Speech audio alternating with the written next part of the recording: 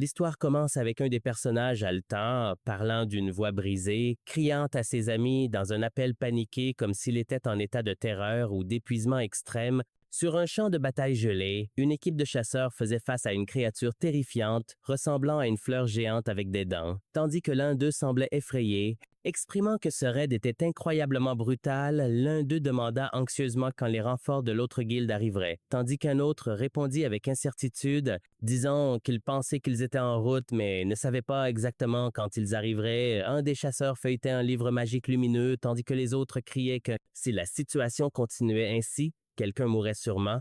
Mais ils furent interrompus par la voix de ce chasseur qui ordonna à ses coéquipiers de battre immédiatement en retraite. Son visage ferme et résolu à l'instant suivant, des frappes rouges denses tombèrent sur le monstre comme une tempête, le faisant pousser un cri tonitruant de douleur, ce qui stupéfia et effraya le groupe observateur. Un membre portant une caméra sur la tête s'adressa aux spectateurs avec excitation, demandant s'ils voyaient ce qui se passait. Un homme apparut flottant dans les airs, portant un manteau sombre, et l'un d'eux s'exclama surpris que c'était le chasseur des chasseurs Jishinbik, qui semblait confiant et calme. Alors qu'il ouvrait son livre magique lumineux, l'un d'eux diffusait en direct sur son téléphone, commentant que c'était la première fois qu'il le voyait en personne, confirmant qu'il était vraiment le chasseur des chasseurs. Dans une autre scène, un garçon regardait distraitement le ciel, se demandant à quoi tout cela servait. Puis il apparut debout lors d'une cérémonie de remise de diplôme. Regardant son téléphone, l'air triste que son père n'ait pas assisté à l'événement, un de ses camarades de classe le remarqua seul et demanda surpris s'il était tout seul. Lorsqu'on lui demanda où étaient ses parents, le jeune Seong-yeon répondit hésitant qu'ils étaient occupés. Son ami lui demanda alors de prendre une photo de famille. Et Seong les regarda silencieusement avant d'accepter. Après avoir pris la photo pour eux, il se tint de nouveau seul, regardant son téléphone comme si la tristesse revenait. On le vit ensuite debout seul dans un couloir étroit, se répétant que son père était occupé. Seong-yeon entra dans la maison où sa mère l'accueillit. En lui demandant s'il était rentré, sa mère apparut debout près de la fenêtre, la fatigue et l'inquiétude évidente sur son visage. Il fut alors expliqué que sa mère s'occupait de sa sœur qui était dans le coma depuis longtemps. La fille était immobile sur le lit, tandis que la mère était assise à côté d'elle avec beaucoup de soin. Il s'assit en face de sa mère et demanda pourquoi elle n'avait pas assisté à sa cérémonie de remise de diplôme, clairement attristée. Sa mère s'excusa, soulignant qu'il connaissait bien la raison, expliquant qu'elle ne pouvait pas laisser le corps de sa sœur sans surveillance. Seong-yeon réagit avec colère, demandant pourquoi elle ne s'occupait que de sa sœur, insistant que ce n'était qu'un seul jour.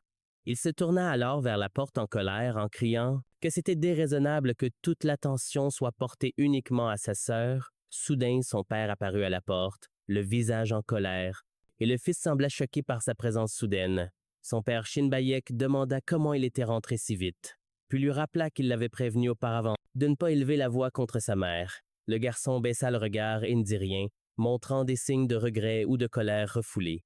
Poussé par la colère, il commença à partir quelque part, mais son père l'arrêta et demanda où il allait, ce à quoi il répondit qu'il se dirigeait vers la salle d'entraînement. Le père fut surpris par sa détermination et répéta ce qu'il lui avait dit maintes fois auparavant. Le père lui dit froidement qu'avec les capacités qu'il possédait, il ne pourrait jamais devenir chasseur, ce qui fit figer le garçon sur place sans répondre. La scène commença à l'intérieur de la salle d'entraînement où le jeune Seong-yeon chargeait contre son adversaire et mentor, utilisant un bâton d'entraînement en bois, sa concentration clairement visible dans ses yeux. Il faisait face à son adversaire, le chasseur actif Lee Jo-young, propriétaire de la salle, qui exprima son admiration pour le niveau d'enthousiasme que Seong-yeon montrait ce jour-là. Le combat entre eux s'intensifia et ils échangèrent des coups avec rapidité et précision, bien qu'il soit clair que Seong-yeon faisait de son mieux pour montrer ses progrès. Soudain, il sauta en arrière, activant sa capacité spéciale qui invoquait des chaînes lumineuses qui s'enroulèrent autour de ses bras en un éclair, prenant son adversaire au dépourvu. Il se précipita en avant avec ses chaînes, essayant de lier et de faire tomber son adversaire, avec un regard de certitude dans les yeux, convaincu d'avoir porté un coup. Mais dans un mouvement soudain, Lee Jo-young déchaîna une énorme explosion d'énergie qui brisa les chaînes. En voyant des couleurs vibrantes exploser avec force, Seong-yeon resta figé, regardant ses chaînes désintégrées, le choc sur son visage. révélant à quel point leur impact avait été faible, il fut alors frappé par une contre-attaque qui le projeta violemment au sol, suivie d'une explosion d'énergie lumineuse qui le lança encore plus loin. Jo Young se tenait là, souriant, appuyant le bâton d'entraînement sur son épaule, disant que le plan avait presque fonctionné cette fois, mais souligna immédiatement que le problème venait de la faiblesse des chaînes, qui n'étaient pas assez solides pour vraiment le retenir. Il suggéra alors à Seong-Yeon qu'il devrait être arrêté de compter entièrement sur son pouvoir si c'était là le problème. Les deux allèrent ensuite dans un restaurant pour manger, où Jo Young essaya de le réconforter en disant qu'il lui offrirait un repas de nouilles aux haricots noirs, mais Seong-Yeon remarqua que ce n'était pas juste de manger aux dépens de quelqu'un qui avait aussi des difficultés financières, ce qui provoqua la protestation de Jo Young. Pendant qu'il mangeait, Seong-Yeon proposa de faire une autre séance d'entraînement après le repas, ce qui surprit Jo Young, qui le prévint d'un possible mal de ventre s'il faisait ça, ajoutant qu'il préférait se reposer jusqu'à la sortie des résultats des tests de l'académie, mais Seong-Yeon rejeta immédiatement l'idée. Il cria que les autres concurrents avaient plusieurs pouvoirs ou étaient revenus d'autres mondes, pouvant lancer du feu ou démolir des murs facilement. Il ajouta que ses pouvoirs modestes ne le qualifiaient pas du tout pour être chasseur, exprimant sa frustration et son sentiment d'impuissance. Puis il se rappela que la seule façon d'obtenir la reconnaissance de son père était de devenir plus fort, et c'était ce qui le faisait avancer. Il continua, la tête baissée, disant qu'il ne pouvait pas rester confortablement chez lui en gardant ce besoin désespéré de se prouver à lui-même. Jo Young le regarda calmement, une trace d'hésitation ou de réflexion dans les yeux. Il lui dit doucement que c'était justement pour ça qu'il lui conseillait de ne pas se pousser trop fort, appelant son nom avec sympathie. Il ajouta que la maison et la famille devraient être une source de paix, et si on ne pouvait pas y trouver de réconfort, on n'aurait aucun refuge en temps de crise. Dehors, une forte pluie tombait alors qu'un homme en manteau vert s'adressait à la foule d'une voix forte, disant que des monstres étaient apparus il y a 100 ans et avaient commencé à entrer dans le monde humain en se déguisant en gens ordinaires. Il ajouta ensuite que certains prétendaient être revenus d'autres mondes et mentaient en disant que ce monde était leur foyer. Il exhorta la foule à dire à ces gens que ce monde n'était pas leur véritable maison. Pendant ce temps, Seong-Yeon commença à se remémorer l'image de sa mère à côté de sa sœur comateuse à la maison. L'atmosphère chargée d'émotions, Jo Young apparut dans un plan concentré en disant que la famille devrait être l'endroit où une personne se sent le plus en paix. Et finalement, Seong-Yeon se tenait sous la pluie, écoutant quelqu'un crier dans la foule que ces monstres devraient retourner en enfer d'où ils venaient. À ce moment précis, il reçut un message sur son téléphone l'informant qu'il n'avait pas été accepté à l'Académie Seongan. Et un regard de défaite s'empara de lui. Quand les choses tournent mal et qu'il n'y a pas d'issue, la seule option restante est d'y faire face. Ce furent les mots qui ouvrirent la scène, dits dans une atmosphère sombre et pluvieuse, accompagnés du son lointain d'une voix en colère criant que tous les monstres doivent retourner en enfer. Seong-Yeon cria dans la foule que cet endroit était déjà un véritable enfer. Alors que les gens avançaient dans la rue sous des parapluies, des expressions solennelles sur leurs visages, il continua à crier avec émotion, affrontant ce rejet, sa voix tremblante. « Où diable est-ce qu'il est censé aller? » La pluie tombait fortement alors que Seong-Yeon était assis devant la maison entre ombre et lumière, entouré de silence et de pluie incessante. Il baissa la tête, des larmes se mêlant à la pluie, tandis que son téléphone sonnait à côté de lui sur le sol. Et il ne répondit pas. Au bout d'un moment, il se leva et prit le téléphone, répondant d'une voix basse, puis apparut. Stupéfait par ce qu'il entendait de l'autre côté, il fut ensuite vu debout devant la porte d'une chambre d'hôpital, choqué par la surprise, se disant à lui-même que ce qu'il voyait était incroyable. La fille qui était dans le coma depuis 12 ans était réveillée et assise dans son lit, tandis que le médecin lui disait que sa santé était excellente malgré la longue période. La mère était assise à côté d'elle, submergée de larmes, demandant à Seong-Yeon de saluer sa sœur aînée, tandis que cette dernière le regardait calmement. La mère s'adressa à tout le monde en disant que la famille devait rester à ses côtés parce qu'elle se sentait anxieuse.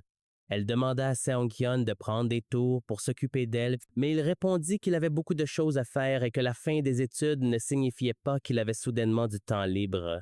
La discussion s'intensifia et la mère dit que malgré tout, elle restait sa sœur. Le jeune homme répliqua qu'il ne se souvenait même pas lui avoir jamais parlé et se demanda comment elle pouvait être sa sœur s'il ne la connaissait même pas. Le père intervint en colère, exigeant qu'il fasse attention à ses paroles. Seong-Yeon répondit avec un sarcasme amer, accusant son père d'être la dernière personne ayant le droit de parler de mots gentils au milieu de la tension. La fille agrippa la couverture du lit et cria d'une voix tremblante, les suppliant d'arrêter. Elle dit doucement qu'elle n'aimait pas cette situation. Elle les regarda tous et dit qu'elle détestait cette tension qui la perturbait profondément. Tout le monde resta silencieux et la mère tenta d'apaiser les choses doucement en lui disant que tout irait bien. Seong-yoon resta seul debout dans l'ombre. Ensuite, il commença à passer 3 jours par semaine à l'hôpital auprès de sa sœur. Sa mère espérait que ce temps les rapprocherait, mais il ressentait toujours une distance. Même s'il lisait à côté d'elle et essayait de rester tranquillement présent, néanmoins il ne cessa pas de s'entraîner. Il continuait à pratiquer ses chaînes même dans des ruelles étroites, les serrant avec sérieux et détermination. Mais le résultat fut choquant. Sa candidature à l'académie fut refusée et la phrase « non acceptée » apparaissait toujours sur l'écran de son téléphone. Il fixa ses mots avec tristesse et silence, puis descendit le couloir intérieur du bâtiment. D'un pas lourd, comme si cela ne signifiait plus rien pour lui, il ouvrit la porte sans hésitation et entra dans la chambre d'hôpital silencieuse. En regardant le lit vide, il sentit que quelque chose n'allait pas et cria, choqué et paniqué. Sa sœur avait quitté la chambre et était assise seule sur un banc dans le jardin la nuit, réfléchissant en silence. Seong-yoon cria dès qu'il la vit, demandant si elle y était depuis un moment. La surprenant par son éclat soudain, il lui dit qu'il l'avait cherchée partout et demanda comment elle était partie sans rien dire. Elle s'excusa et dit qu'elle se sentait étouffée là. Dedans, il demanda si elle pouvait rester un moment dehors avec lui au lieu de rentrer tout de suite. Elle fut surprise par sa question. Il s'assit sur le banc en tenant son téléphone, tandis qu'elle s'assit tranquillement à côté de lui, le regardant sans dire un mot. Enfin, elle lui demanda hésitante s'il la détestait. Elle ajouta qu'il semblait plus effrayant qu'avant, ce qui le surprit, et il demanda ce qu'elle voulait dire. Elle expliqua qu'elle ressemblait maintenant à leur père et qu'il était gentil avant. Mais il répondit confus, disant qu'il n'avait que 5 ans à l'époque et qu'il se souvenait à peine de cette période. La fille continua tristement, soulignant que leurs parents avaient vieilli. Ses amis avaient changé de numéro de téléphone et elle ne pouvait même plus aller à l'école. Elle serra ses vêtements avec tristesse en disant que le sentiment de solitude l'avait soudainement submergée sans prévenir. Elle commença à pleurer, exprimant à quel point elle se sentait seule, comme si elle était complètement isolée dans ce monde. Seong-yoon se rappela une image de lui-même debout seul au milieu d'une foule et écouta vraiment les paroles de sa sœur sur la signification de la solitude, même quand on est entouré de gens, ce qui le poussa à répondre émotionnellement en insistant sur le fait que ce qu'elle disait n'avait aucun sens. Il lui dit qu'elle ne pouvait pas être seule. Elle avait une mère, un père, et elle avait aussi lui. Il essaya alors de l'encourager et de la réconforter en expliquant qu'elle pouvait toujours se faire de nouveaux amis. Même si elle ne pouvait pas retourner à l'école, il se rassura en pensant que ce qu'il disait était vrai. Il commença à penser que rentrer à l'Académie des Hunters n'était pas la seule voie pour devenir chasseur. Prenant son ami Joe Young comme exemple, qui n'était jamais allé à l'école, était quand même devenu chasseur, il prit sa décision et résolut qu'il était encore trop tôt pour abandonner. Sa sœur le remercia pour ses paroles gentilles et il proposa de rentrer à la maison, mais demanda soudainement, surpris, comment elle était arrivée là sans son fauteuil roulant. À ce moment-là, elle commença à flotter dans les airs entourée de lumière étoilée, ce qui laissa son frère complètement stupéfait. Il demanda choqué ce qui se passait et elle répondit calmement qu'elle était allée dans le royaume des fées pendant son sommeil. Elle expliqua qu'elle avait appris à voler là-bas. Seong-yoon commença à se souvenir de nouvelles sur des gens revenant d'autres mondes et des paroles récentes de son père lui disant qu'il ne pourrait pas devenir chasseur avec son talent actuel et sa sœur volant maintenant avec ses nouvelles capacités. À ce moment-là, il ressentit à la fois de l'émerveillement et de l'inquiétude face à ce qu'il voyait et se rappelait. Il fit un retour en arrière en se souvenant comment leur mère avait crié de surprise quand elle vit les 2 enfants jouant dans la boue, complètement couverts. Les enfants lui dirent joyeusement qu'ils jouaient simplement dans la boue. Elle décida de les faire entrer pour les laver et manger. Malgré leurs protestations disant qu'ils voulaient continuer à jouer, sa petite sœur fit un signe de revoir à son ami en promettant de jouer à nouveau avec lui demain. Seong-kyun pensa en lui-même que tout le monde suppose que demain viendra comme aujourd'hui, mais pour chacun, le futur est complètement inconnu. Puis les souvenirs de lui et sa sœur jouant dans le sable et leur version actuelle défilèrent, comme s'ils repensaient à leur scène passée de la vie quotidienne, suivis d'enfants se baignant, assis avec leur mère autour de la table, l'un d'eux dormant pendant que l'autre regardait la télévision. Alors So-hee se souvint aussi d'être allongée dans son lit, regardant le plafond dans le noir, pensant silencieusement, se demandant ce à quoi elle jouerait demain, puis elle ferma doucement les yeux en murmurant le mot demain. Et ainsi la scène se termina avec son visage souriant et ses yeux scintillant dans l'obscurité comme si elle attendait un nouveau demain, puis So-in vit une feuille lumineuse planeur au-dessus de son lit, la saluant doucement, lui dit avec excitation qu'elle avait été choisie par leur monde. Elle invita So-in à l'accompagner pour aider à sauver le monde ensemble. So-in passa 6 mois entiers dans le royaume des fées avant de retourner dans son monde d'origine. Mais à son retour, elle fut choquée de découvrir que 12 années entières s'étaient écoulées et dans le monde réel, à l'intérieur de la chambre d'hôpital, un groupe de personnes informa la famille de So-hein qu'elle était effectivement l'une des revenants. L'un d'eux expliqua que le bracelet qu'il lui avait donné servait à supprimer les pouvoirs des éveillés, mais qu'il n'avait aucun effet sur elle parce qu'elle était une revenante. Un des officiels demanda à So-hein ce que les fées faisaient dans ce monde, et elle répondit qu'elle avait appris beaucoup de choses d'elle. So-hein expliqua ce qu'elle avait appris, ce qui incluait des connaissances comme comment utiliser la magie, ce qu'il ne fallait pas faire et des compétences de survie. Elle continua en disant qu'elle avait aussi appris comment survivre et gérer la reine des fées. Elle ajouta que les fées lui avaient dit que la reine était très cruelle et que si elle pouvait l'affronter et la gronder correctement, elle serait autorisée à rentrer chez elle. L'homme lui demanda avec scepticisme si elle était revenue après avoir tué la reine. Ce à quoi So-hein répondit avec émotion qu'elle ne l'avait pas tuée.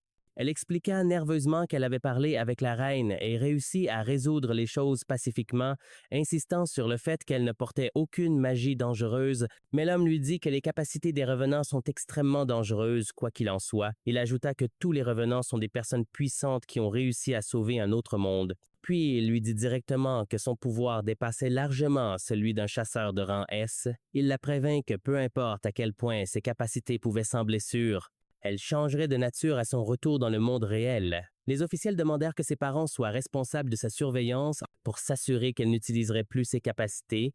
So-hein fut informé qu'un chasseur du bureau viendrait le lendemain pour la superviser à l'extérieur. Song-yun fut vu marchant seul, tenant un papier. En réponse à sa demande, il était indiqué que ses statistiques physiques étaient généralement bonnes, mais que son aptitude était complètement inadaptée au combat contre les monstres. Les chaînes qu'il créait étaient plus faibles et moins durables que de vraies chaînes, sans propriété spéciale, les rendant moins performantes que même des chaînes ordinaires. Pour cette raison, son aptitude était classée F. La plus basse parmi les chasseurs, Seung-kyun s'assit dans le hall de l'hôpital, attristé, quand un appel faible de son nom vint de loin. So-hein s'approcha doucement, essayant de le réconforter en disant qu'il n'y avait rien à craindre et pas besoin de s'inquiéter, mais Seung-yun répondit avec colère et une profonde tristesse, disant qu'il pensait ce qu'il disait et que rien n'avait changé depuis le passé. So-hein fut stupéfaite quand Seung-yun lui demanda soudainement de le laisser seul et de rester loin de lui. Elle demanda avec tristesse et inquiétude pourquoi il disait cela. Elle essaya de demander si ce qui le dérangeait était le fait qu'elle était une revenante, mais Seung-kyun explosa de colère en lui criant de simplement partir et de le laisser seul. So-hein resta sur place, le regardant s'éloigner alors que le silence tombait entre eux. Le jeune Seung-yun commença à marcher seul à travers une foule dans la rue. Son visage reflétant une profonde tristesse et distraction. En marchant, il se rappela le visage de sa sœur quand elle lui demanda s'il la détestait et il soupira lourdement, se demandant à lui-même ce qu'il faisait même maintenant. Il continua à marcher parmi les gens qui murmuraient à son sujet, intrigués, demandant qui il était et pourquoi il était parmi eux. Il remarqua alors un rassemblement étrange et une foule compacte de personnes. Il s'approcha pour découvrir la raison. À sa surprise, il vit son père debout au milieu, le visage barbouillé de sang et montrant des signes de fatigue extrême. La scène changea pour l'hôpital la nuit où sa sœur était assise sur son lit, regardant par la fenêtre ouverte vers le ciel sombre, son visage marqué par la tristesse et la réflexion. Ailleurs, Seung-yun était assis par terre, la tête baissée dans un profond chagrin, comme s'il portait un lourd fardeau. Un vieux souvenir lui traversa l'esprit. Son enfance joyeuse jouant dans le sable tandis que les yeux de sa sœur se remplissaient de larmes. En se rappelant ces jours, So-hein ouvrit la fenêtre de sa chambre d'hôpital, sauta puis commença à s'élever et à voler dans le ciel parmi les étoiles. Et sous la lumière de la lune, elle atterrit doucement dans un endroit étrange et commença à marcher. Entourée d'une lueur de lumière étoilée, elle se tenait dans une cour abandonnée, couverte de plantes sauvages et de racines emmêlées, et l'endroit semblait vieux et en ruine. Elle se rappela à quoi ressemblait cet endroit dans le passé, quand il était neuf et ordonné. Et une expression de nostalgie et de tristesse apparut sur son visage. Elle souhaitait revenir aux anciens jours où la vie était plus simple et plus heureuse avec sa famille. Elle éclata en sanglots, répétant son désir de retourner à ses vieux temps. Elle se tenait au milieu de cet endroit désert, se disant qu'elle était toujours là, qu'elle n'avait pas disparu. Soudain, elle entendit un bruit derrière elle et se retourna. Effrayée, demandant qui était là, deux jeunes hommes apparurent, essayant de la calmer et lui demandant à leur tour qui elle était. L'un d'eux demanda si elle savait où elle se trouvait, et la fille se sentit confuse et anxieuse. Les jeunes hommes expliquèrent que cet endroit avait été fermé après un incident d'évasion de donjon il y a des années, et la mirent en garde de ne pas rester là. Elle répondit hésitante qu'elle connaissait le chemin du retour et n'avait pas besoin de leur aide. Elle essaya de partir seule, mais reçut soudain un coup violent à l'arrière de la tête, la déséquilibrant et la faisant tomber au sol. Un des jeunes hommes s'approcha d'elle en disant qu'il allait l'emmener avec lui, tandis que son compagnon s'opposait, se demandant pourquoi il l'avait frappé au sol. Alors, la main de Sohain commença à bouger étrangement et, de façon non naturelle, brillant d'énergie, les deux jeunes hommes remarquèrent cela avec inquiétude et surprise, et l'un d'eux remarqua. Choquée qu'elle se relevait malgré le coup violent qu'elle avait reçu, Sohain se releva à nouveau, les regardant furieusement tandis qu'ils étaient stupéfaits par sa capacité à survivre. L'un d'eux se demanda si son coup avait eu un effet, tandis que Sohain, avec tristesse, se demandait pourquoi elle avait été attaquée en premier lieu. Alors que les trois jeunes hommes s'approchaient d'elle, elle supplia avec peur qu'ils ne s'approchent pas, levant la main en signe d'avertissement et leur disant qu'elle tirerait s'ils s'approchaient. Les jeunes hommes se moquèrent d'elle, disant qu'elle ressemblait à une fugitive d'un hôpital psychiatrique. À ce moment-là, Sohain se rappela les paroles de la fée Sian, qui tenait autrefois un livre magique et parlait de nouveaux pouvoirs magiques. Il voulait lui enseigner le pouvoir du tir magique, et ses yeux commencèrent à briller avec intensité et détermination. Sohain commença à parler en visant une flèche lumineuse, sa voix tremblante. Elle dit qu'il n'y avait pas besoin d'avoir peur car quiconque serait touché par cette flèche ne mourrait pas. Elle expliqua que ceux frappés par la flèche se transformeraient seulement en pierre pour une courte période. Au moment suivant, une explosion puissante illumina la zone. Son esprit résonna avec les mots de l'officiel qui l'avait mis en garde, que la nature de son pouvoir changerait une fois qu'elle serait revenue dans ce monde, peu importe à quel point il avait été sûr auparavant. Les jeunes hommes qui l'avaient attaqué furent maintenant montrés avec des expressions terrifiées et choquées en réaction à l'explosion. Soudain, Sohain réalisa qu'elle avait involontairement tué l'un d'eux. Son corps gisait immobile sur le sol, elle leva la main tachée de sang et fut frappée par un choc et une confusion accablante sur ce qui s'était passé ailleurs. Le jeune Seong-yeon marchait parmi une foule de personnes, surpris et confus de voir pourquoi elles s'étaient rassemblées ainsi. Il remarqua alors que son père se tenait au centre. Le visage ensanglanté et montrant des signes de blessures graves, Seong-yeon commença à se demander si l'homme qui avait été tué était le même que celui qui était apparu sur la plateforme du métro. Le père remarqua soudain Seong-yeon dans la foule et se tourna vers lui avec un regard surpris et inquiet. Il s'approcha de son fils et lui demanda sèchement pourquoi il avait laissé sa sœur seule. Seong-yeon répondit et qu'il voulait juste faire une petite promenade. Son père continua en regardant ailleurs et demanda à son fils si c'était la première fois qu'il voyait un cadavre. Le fils répondit oui. Le père expliquait que le taux de mortalité chez les chasseurs était de 4 sur 10 l'année dernière. Soulignant à quel point la profession était dangereuse, il continua en disant « 2 chasseurs sur 10 subissent des blessures graves et 1 sur 10 développe un trouble de stress post-traumatique et abandonne complètement. » Le père dit fermement à son fils qu'il n'y a pas d'exception à cette réalité. Que la personne soit débutante ou experte, il déclara sévèrement que c'est la nature du monde dans lequel ils vivent, puis demanda à son fils s'il croyait vraiment pouvoir survivre dans un monde aussi dur. Le garçon hésita, incapable de répondre clairement. Le père affirma alors que l'hésitation est un signe de détermination faible et de manque de résolution. Plus tard, Seo-Yun sortit et regarda le bâtiment de l'hôpital sous le ciel nocturne, fixant les étoiles. Il admit tristement à lui-même que c'était toujours comme ça. Il se sentait faible et plein de doutes. Il se rappela les chaînes qu'il utilisait et réalisa à quel point ses capacités étaient vraiment faibles, bien qu'il n'ait jamais voulu admettre cette vérité, ni la réalité dans laquelle il vivait. Il se souvint aussi que depuis son enfance, il regardait à la télévision des chasseurs célèbres avec admiration et fascination, mais maintenant il ne savait plus ce qu'il voulait vraiment. Il se demanda avec une tristesse visible ce qu'il voulait vraiment faire de sa vie. Soudain, il leva les yeux vers le ciel et vit quelqu'un flotter au-dessus de lui d'une manière étrange. Surpris, il se demanda ce qui se passait et réalisa rapidement que la personne flottante était sa sœur. Aîné, son choc s'accentua en voyant que ses vêtements étaient horriblement tachés de sang, et des signes de panique et d'inquiétude commencèrent à apparaître sur son visage. Il cria de peur, lui demandant si elle était blessée ou blessée. Sa voix clairement remplie d'inquiétude, Seong-Yoon commença à crier paniqué à sa sœur, demandant ce qui lui était arrivé, tandis qu'elle semblait dans un état de choc et de profonde confusion. Il se rappela les mots d'avertissement selon lesquels les revenants d'autres mondes pouvaient posséder des pouvoirs extrêmement dangereux. Sa sœur, la voix tremblante, lui demanda de ne pas s'approcher, ce qui ne fit qu'accentuer son inquiétude et sa confusion. Elle cria plus fort, le suppliant de rester à distance.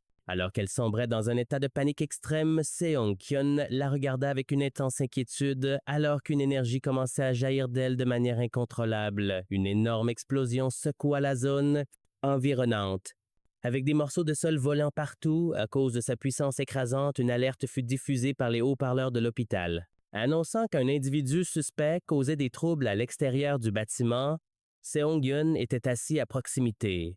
Choqué et confus, entendant l'annonce d'alerte, sa sœur fut montrée en train de crier au milieu de vortex tourbillonnants d'énergie magique tandis que la diffusion d'urgence continuait. Avertissant les gens de ne pas quitter le bâtiment, Seong-Kyun se tenait debout, criant à sa sœur ce qu'elle faisait et la suppliant d'arrêter d'utiliser ses pouvoirs. De manière aussi imprudente et dangereuse, il la supplia d'arrêter immédiatement, mais elle répondit en pleurant qu'elle ne voulait pas s'arrêter. Elle cria de nouveau disant qu'elle ne voulait pas le tuer, le suppliant de ne pas s'approcher. Seong-Kyun cria à plein poumon en voyant le pouvoir de sa sœur devenir complètement incontrôlable à ce moment-là. Les autorités annoncèrent par haut-parleur que la police avait été appelée et que tout le monde devait rester à l'intérieur du bâtiment. Avertissant que la situation nécessitait désormais une exécution immédiate sur place, Seong-Kyun commença à avoir peur, se demandant ce qu'il devait faire.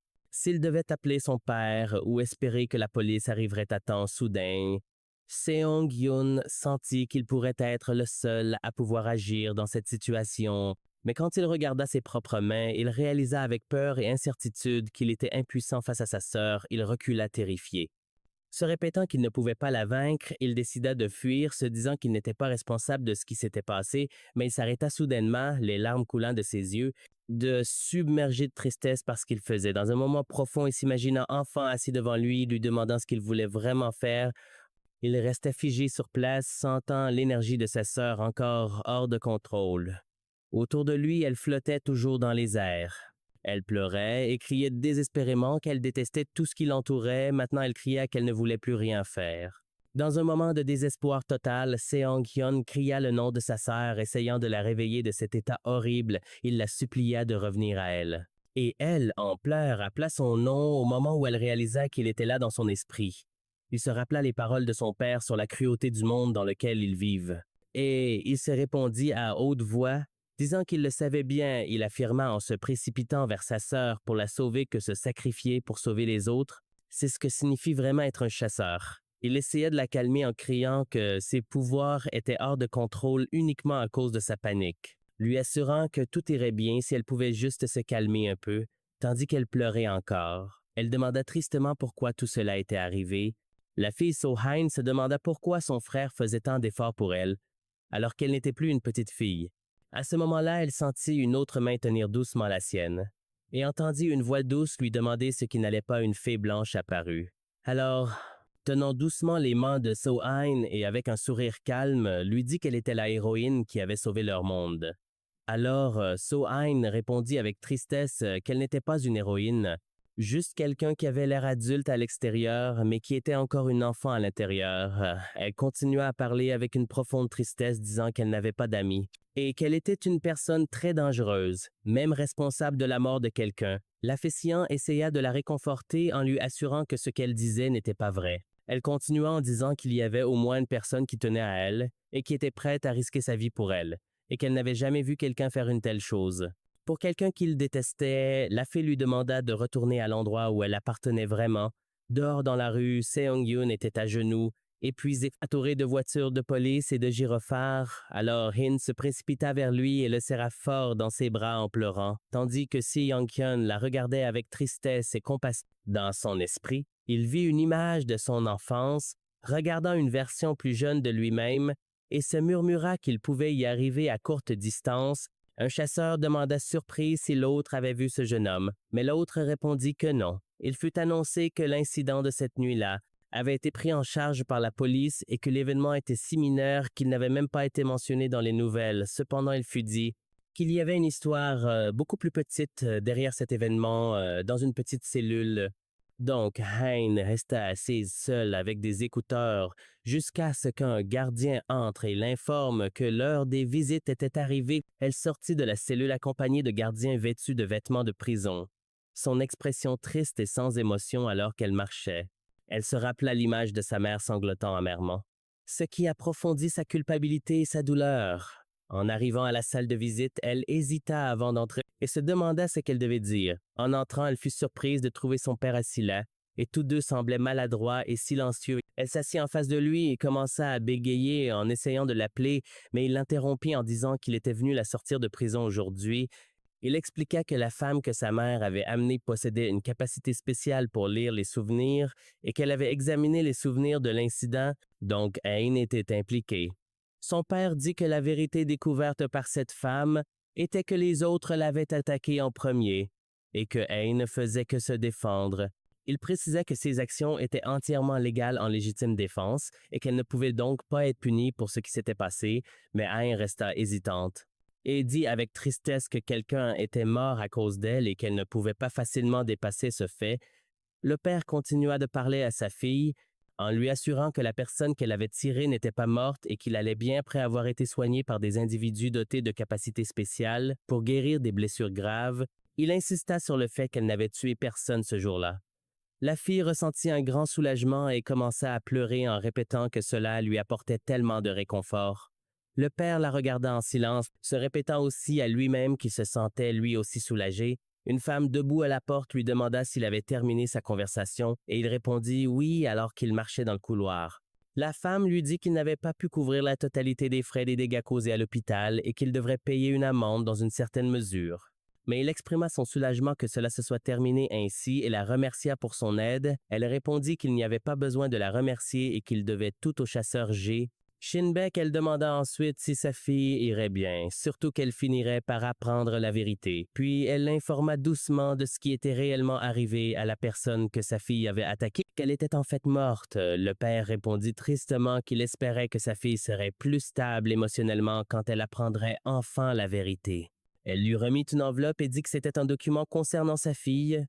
Le père ouvrit l'enveloppe avec colère et demanda qui pouvait envoyer une chose pareille. D'ailleurs, un homme était montré en train de grignoter des snacks avec nonchalance, semblant complètement indifférent dans la cour d'entraînement. Seong-hyun s'entraînait à contrôler ses chaînes et il semblait le faire avec une grande intensité. Il respirait lourdement d'épuisement tandis que le même homme indifférent était assis derrière lui en mangeant des snacks. Seong-hyun agacé demanda qui était cet homme. Et un autre stagiaire répondit qu'il ne le savait pas non plus, qu'il faisait ça toute la journée même, après que son pass journalier ait été annulé. L'homme a dit à Seong-hyun de ne pas s'inquiéter pour lui et de continuer ce qu'il faisait, mais Seong-hyun lui demanda avec colère de débarrasser les snacks parce qu'il ne pouvait pas se concentrer avec lui là. L'homme demanda si son manque de concentration était à cause de lui, et Seong-hyun, gêné, répondit oui. Puis demanda s'il dirait la même chose pendant un vrai combat. L'homme répondit que ce genre de variable arrive toujours en combat réel, et si quelque chose comme ça le dérange autant, cela montre juste qu'il manque d'entraînement adéquat. Seong-hyun s'approcha de l'homme et lui demanda, hésitant s'ils s'étaient déjà rencontrés, pourquoi il cherchait à se battre avec lui dès le début et s'il avait une idée de l'intensité de son entraînement. L'homme répondit qu'il reconnaissait le potentiel physique et les instincts de Seo-hyun, mais ajouta que ses compétences techniques étaient très faibles. Il expliqua que les chaînes que Seong-hyun créait dépendaient de l'énergie qu'il dépensait, ce qui signifiait qu'il devait toujours brûler beaucoup d'énergie pour les contrôler. Il ajouta que la force excessive dans chaque mouvement expliquait son manque de précision et que les professionnels n'utilisent pas la force de cette manière. L'homme aux cheveux noirs lança un snack en l'air, puis le projeta au visage de Seong-Yoon avec une vitesse et une force incroyables, laissant le jeune homme stupéfait. L'homme se tourna avec assurance vers les autres, demandant s'ils avaient compris ce qu'il venait de faire, tandis que tout le monde restait choqué. Le snack s'était dispersé sur le sol, étrangement intact, ce qui surprit les spectateurs et montra l'incroyable précision de l'homme. Seong-Yoon se demanda intérieurement si cet homme était quelqu'un d'inhabituel, surtout après que l'homme lui ait dit qu'il ne connaissait toujours pas son véritable pouvoir. L'homme tendit alors à Seong-Hyun un étrange appareil, expliquant qu'il servait à détecter les retours et lui demanda de le rapprocher de ses chaînes. L'appareil réagit dès qu'il s'approcha des chaînes de Seong-Hyun et l'homme sourit, confirmant ce qu'il avait toujours soupçonné. L'homme demanda à Seong-Hyun s'il se souvenait clairement de ce qui s'était passé à l'hôpital avec sa sœur. Il ajouta qu'il avait personnellement vu comment sa sœur avait réagi visiblement lorsque ses chaînes l'avaient touché. Il expliqua que les chaînes de Seong-Hyun avaient complètement supprimé les pouvoirs de sa sœur et confirma à Seong-Hyun qu'il possédait un pouvoir rare, la capacité d'annuler les pouvoirs des retours. Seong-Hyun fut stupéfait d'apprendre cette vérité sur sa propre capacité unique. L'homme expliqua que simplement agiter des chaînes au hasard ne comptait pas comme un vrai entraînement. Seong-Hyun demanda directement et franchement qui était cet homme. L'homme répondit avec une confiance totale que son nom était Shea Ji-hyung, un chasseur et professeur à l'Académie Songan des capacités spéciales. Ji-hyung annonça clairement qu'il était venu aujourd'hui pour recruter Seong-Hyun. Seong-Hyun demanda, étonné, s'il parlait vraiment de l'Académie Songan. Il exprima son inquiétude d'avoir échoué à l'examen d'entrée auparavant, mais Ji-hyung le rassura, disant qu'il avait l'autorité pour recommander directement les candidats. Ji-hyung dit à Seong-Hyun que, de son point de vue, ses pouvoirs étaient suffisants et que la décision finale lui appartenait. Il demanda à Seong-Hyun s'il voulait vraiment rejoindre l'académie. Seong-Hyun répondit avec un grand enthousiasme et une voix forte affirmant son désir profond d'y aller. Ji-hyung sourit et accueillit officiellement Seong-Hyun à l'Académie des chasseurs. Il tendit les documents officiels, accueillant formellement Seong-Hyun à l'académie. Soudain, à ce moment-là, une enveloppe fut lancée vers les papiers dans la main de Ji-hyung à cause d'une attaque surprise. Ji-hyung réussit à attraper à la fois les papiers et l'enveloppe, restant alerte et prêt pour l'attaque. Seong-Hyun se retourna, choqué, pour voir un autre homme entrer dans la zone par un étrange portail illuminé de rouge. Le nouvel arrivant, révélé être le chasseur Ji Shin-biek, parla sèchement, exigeant que Ji-hyung explique immédiatement ce qui se passait. Il demanda avec colère ce qu'il avait exactement prévu. Ji-hyung répondit avec un sourire sarcastique, disant que la question devrait vraiment venir de lui, pas l'inverse. Ji Shin-biek commença à exiger avec colère que Chae Ji-hyung explique la situation, l'accusant de tromperie. Seong-Hyun resta choqué, confus et se demandant ce qui avait amené son père ici. Les deux hommes échangèrent des paroles sarcastiques et tendues. Ji-hyung commentant que le visage de l'autre s'était ridé depuis leur dernière rencontre. Ji-hyung tenta de plaisanter en disant que si Shin-biek continuait à manquer leur rendez-vous, il pourrait oublier à quoi il ressemblait, mais Shin-biek, furieux, lui dit d'arrêter d'éviter le sujet et d'expliquer ce qui se passait. Seong-Hyun se demanda intérieurement si les deux hommes se connaissaient déjà, tandis que Ji-hyung clarifiait qu'il avait simplement soumis des lettres de recommandation pour les deux frères et sœurs. Il continua en disant que la recommandation était pour So-hain, dont la capacité égalait celle d'un chasseur de rang S, et pour Si-Yang-yeong, qui possédait un pouvoir unique. Le père rejeta cela en disant que So-hain était encore à l'âge de l'école primaire et ne pouvait pas s'adapter à une telle académie. Ji-hyung répondit sèchement en disant que sûrement Shin-biek avait entendu parler de ce qui était arrivé à So-hain et ne pouvait absolument pas s'adapter à une telle académie. Ji-hyung répondit sèchement en disant que Shin-biek avait sûrement entendu parler de ce qui était arrivé à So-hain. Il ajouta que ses pouvoirs étaient devenus incontrôlables et la décrivit comme une bombe à retardement, insistant sur le fait qu'elle devait étudier dans un établissement spécialisé et qu'il était capable de la former correctement. Le père, toujours ferme dans sa position, tourna son regard sévère vers Seong-Hyun en déclarant que son fils n'avait aucun véritable talent. Il expliqua à son fils que le résultat inévitable de l'imprudence est la mort et qu'il devait comprendre cela. Seong-Hyun protesta bruyamment, disant que son père avait tort. Ji-young, intervint en soutenant Seong-yeon et en affirmant qu'il avait personnellement été témoin du courage du jeune homme. Lorsqu'il avait risqué sa vie pour sauver sa sœur, Ji-young affirma avec confiance que Seong-yeon avait le courage nécessaire pour devenir un vrai chasseur. Mais le père rejeta cela, qualifiant ce que Seong-yeon avait fait d'imprudent, pas de courageux. Il demanda à son fils s'il savait vraiment quelle était la capacité de sa sœur ou comment la contrôler quand il était intervenu. Seong-yeon répondit hésitant, inquiet que, si lui n'était pas intervenu, quelque chose de terrible lui serait arrivé. Le père déclara fermement que son fils avait juste eu de la chance. Son pouvoir avait fonctionné par hasard, pas grâce à une compétence ou une force. Il ajouta sèchement que compter sur la chance au combat est la manière la plus rapide de mourir. Il avertit Seong-yeon que Ji-hyung le trompait et que la recommandation ne lui donnerait aucun avantage réel à l'académie.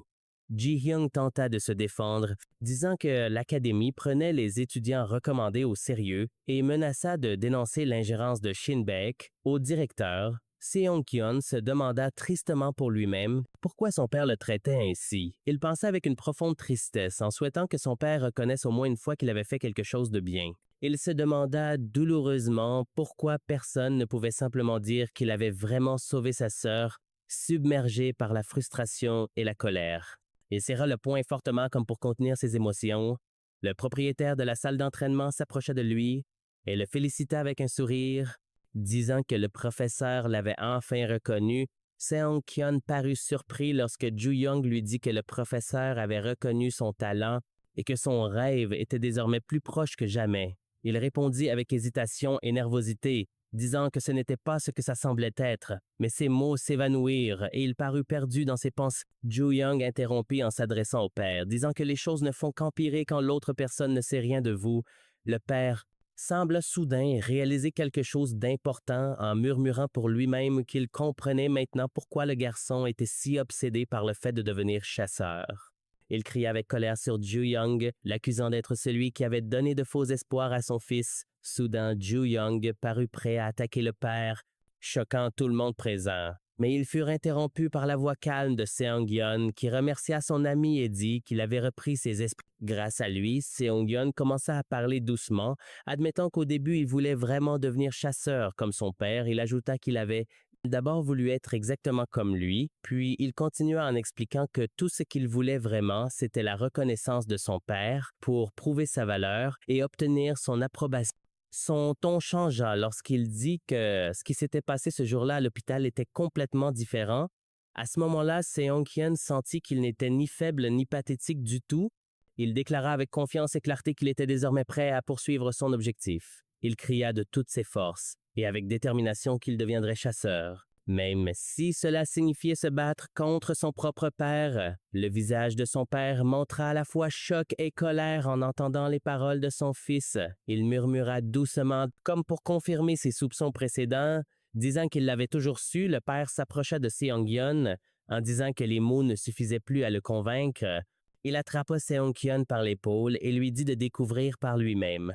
Alors Seong-yeon demanda surpris ce qu'il voulait dire, et son père répondit qu'il découvrirait si c'était vraiment la bonne voie pour lui ou non. Le père ajouta ensuite qu'il avait seulement 2 conditions pour accepter la demande de son fils. La première était que Seong-yeon devait rejoindre le conseil étudiant de l'académie. Il déclara fermement que s'il ne pouvait pas le faire en un an, cela signifierait qu'il n'était pas qualifié et que le père lui-même le ramènerait à la maison. Puis il énonça clairement la deuxième condition, que Seong-yeon devait protéger correctement sa sœur. Il expliqua que ses pouvoirs étaient instables et qu'il n'avait pas d'autre choix que de l'envoyer avec lui à l'académie. Même s'il était profondément mal à l'aise à ce sujet, il ordonna à Seong-yeon de veiller à la performance académique de sa sœur, avertissant que s'il échouait aussi là, il le ramènerait à la maison également. Le père demanda alors sèchement si Seong-yeon était vraiment capable de remplir ces conditions. Seong-yeon répondit avec excitation et nervosité qu'il le pouvait. Le père quitta les lieux tranquillement après avoir prononcé ces derniers mots.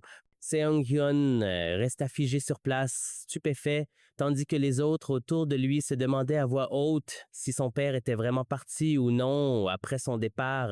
Le père marchait dans la rue quand une voix l'appela de loin. Chae Ji-young s'approcha de lui en le réprimandant d'être allé trop loin. En exigeant que son fils rejoigne le conseil étudiant, Ji-young ajouta que tous les membres du conseil étaient des élèves brillants et que quelqu'un avec un rang F, comme Seong-gyun, n'avait aucune chance de réussir là-bas. Le père répondit calmement en affirmant que c'était son fils qui avait déclaré qu'il deviendrait chasseur et qu'il devait être capable d'atteindre au moins cet objectif. Il termina la conversation avec tristesse, disant à Ji-young qu'il n'avait jamais voulu entraîner quelqu'un d'autre sur ce chemin. Le jeune homme commença à parler calmement à Seong-gyun, lui conseillant de ne pas trop réfléchir et de choisir la voie qu'il croit vraiment juste. Il ajouta ensuite avec confiance qu'il avait aussi confiance en la voie choisie par Seong-gyun, qui lui assurerait un soutien quel que soit le chemin qu'il prendrait, même si c'était celui qu'il avait lui-même suivi. Il dit à Seong-gyun qu'il n'avait pas besoin de l'approbation des autres, car la chose la plus importante était de croire en lui-même. Seong-gyun se souvint qu'au début, tout ce qu'il voulait vraiment, c'était être comme son père. Ailleurs, le visage de Ji-hyung montrait clairement surprise et émotion. Ji-hyung réfléchit avec tristesse et culpabilité qu'il avait été celui qui avait entraîné Seong-gyun sur ce chemin difficile. Fin février, So-hain était dans sa chambre, ravi, tenant sa lettre de recommandation pour entrer à l'Académie Songan. Seong-gyun se tenait sur une falaise rocheuse, s'entraînant intensément avec beaucoup de concentration et d'effort. En mars, de nombreux étudiants se rassemblèrent devant un immense navire, annonçant un nouveau chapitre soudain. Seong-gyun, accompagné de sa sœur, monta à bord d'un paquebot en direction de l'Académie des chasseurs. Dans un flashback, un jeune garçon cria de choc demandant si la personne devant lui mentait. Le même garçon cria de nouveau, effrayé, suppliant de l'aide en disant qu'il y avait encore des gens ici. Puis, il cria encore une fois, incrédule et en colère, que l'homme devant lui était un chasseur et qu'Anne ne devrait pas agir comme ça. L'âme du jeune homme Subin se réveilla soudainement d'un cauchemar, haletant de peur. Une autre personne dans la pièce lui parla, demandant s'il allait bien. Après l'avoir entendu gémir dans son sommeil, il demanda si c'était le mal de mer, mais Subin répondit que non, c'était juste une mauvaise habitude en dormant. L'autre jeune homme supposa que c'était leur première rencontre et devina que Subin devait être un nouvel étudiant. Il se présenta comme Seon-bo Ryung, étudiant en 2e année, et lui souhaita chaleureusement la bienvenue. Subin se présenta aussi avec un sourire doux. Le navire commença son voyage à travers la mer vers l'académie. À bord, So-hain fut surprise par la présence de nombreux couteaux et outils étranges et demanda à son frère ce que c'était. Seong-hyun rit et lui dit qu'il avait pris quelques outils utiles dans le tiroir de leur père. So-hain, inquiète, demanda ce que leur père ferait s'il le découvrait, mais Seong-gyun essaya de la rassurer. Soudain, So-hain décida de sortir explorer les lieux, insistant pour y aller seul. Seong-gyun essaya de l'arrêter, disant qu'il avait peur des inconnus, mais elle promit de l'appeler si quelque chose arrivait. Seong-gyun s'assit en grognant, ayant l'impression d'élever un petit enfant. Il s'assit près de la fenêtre, plongé dans ses pensées, se demandant si ce qu'ils allaient faire à partir de maintenant avait vraiment de l'importance. Ailleurs, sur le navire, un jeune homme aux cheveux blonds se tenait, regardant le ciel, déclarant avec confiance que le début d'un nouveau trimestre serait rempli de nouvelles rencontres. Il pensa en lui-même que s'il pouvait se lier d'amitié avec les nouveaux étudiants talentueux, sa vie académique serait beaucoup plus facile et il pourrait même devenir des contacts utiles à l'avenir. Puis une expression sérieuse apparut sur son visage et il se dit que ce genre de pensée était pour les amateurs. L'étudiant aux cheveux blonds s'adressa alors à Seon Bo-ryung sur un ton sarcastique, disant qu'il était évident qu'il était encore un débutant. Bo-ryung, visiblement agacé, lui demanda ce qu'il voulait dire exactement. L'étudiant blond hésita, répondant que se rapprocher des nouveaux étudiants était probablement une bonne idée. Il s'approcha alors de Bo-ryung et lui demanda d'amener une fille mignonne la prochaine fois au lieu de cette situation, ce qui mit Bo-ryung en colère qui le traita de pervers. L'étudiant blond continua à taquiner Bo-ryung, lui disant d'essayer de trouver une fille ce trimestre, se demandant à voix haute comment il pouvait encore agir comme un débutant malgré sa 2e année. Bo-ryung expliqua à Subin que ce gars s'appelait John Woo-jin et qu'il était toujours comme ça. Bo-ryung dit à Woo-jin d'aller chercher quelqu'un lui-même au lieu de lui demander, mais Woo-jin répondit qu'il essayait déjà de trouver quelqu'un de convenable. Woo-jin remarqua soudain une fille sur le pont qui essayait de nourrir les mouettes, ce qui attira son attention. La fille, So-hain, se plaignait tristement que les mouettes l'ignoraient, et refusant de prendre sa nourriture, elle trébucha soudainement et laissa tomber la nourriture de sa main. Mais Woo-jin la rattrapa rapidement et habilement avant qu'elle ne tombe. Il rendit la nourriture à So-hain, qui le remercia poliment bien que visiblement nerveuse. Woo-jin commença alors à parler des mouettes en remarquant que la nourriture ne les avait pas attirées au cœur, mais elle avait définitivement attiré autre chose. Il sourit et demanda à So-hain si elle était une nouvelle élève et dans quelle division elle avait été inscrite ailleurs. Boryum et Subin observaient la situation se dérouler et Subin demanda si les choses semblaient bien se passer. Boryum répondit que ça avait l'air mieux que par le passé. Cependant, Subin pensa pour lui-même que So-hain ne pourrait probablement pas échapper à Woo-jin aussi facilement cette fois-ci. Subin demanda alors à Boryam ce qu'il voulait dire plus tôt quand il avait mentionné que Woo-jin était en 2e année.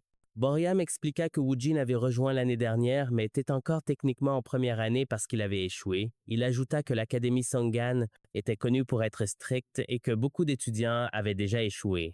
Boryum mentionna aussi que certains étudiants se faisaient expulser et étaient forcés de payer de grosses sommes pour se réinscrire et que tout le monde ici semblait venir de familles riches. Il expliqua que quiconque diplômé de Songhan n'aurait jamais à s'inquiéter de trouver un emploi à l'avenir. Mais Subin exprima ses doutes sur la nécessité réelle de telles qualifications pour devenir chasseur. Boryam remarqua soudain quelque chose et demanda curieusement si So-hain et Woo-jin se dirigeaient ailleurs. Il suggéra à Subin de les suivre pour découvrir ce qui se passait, et Subin accepta immédiatement.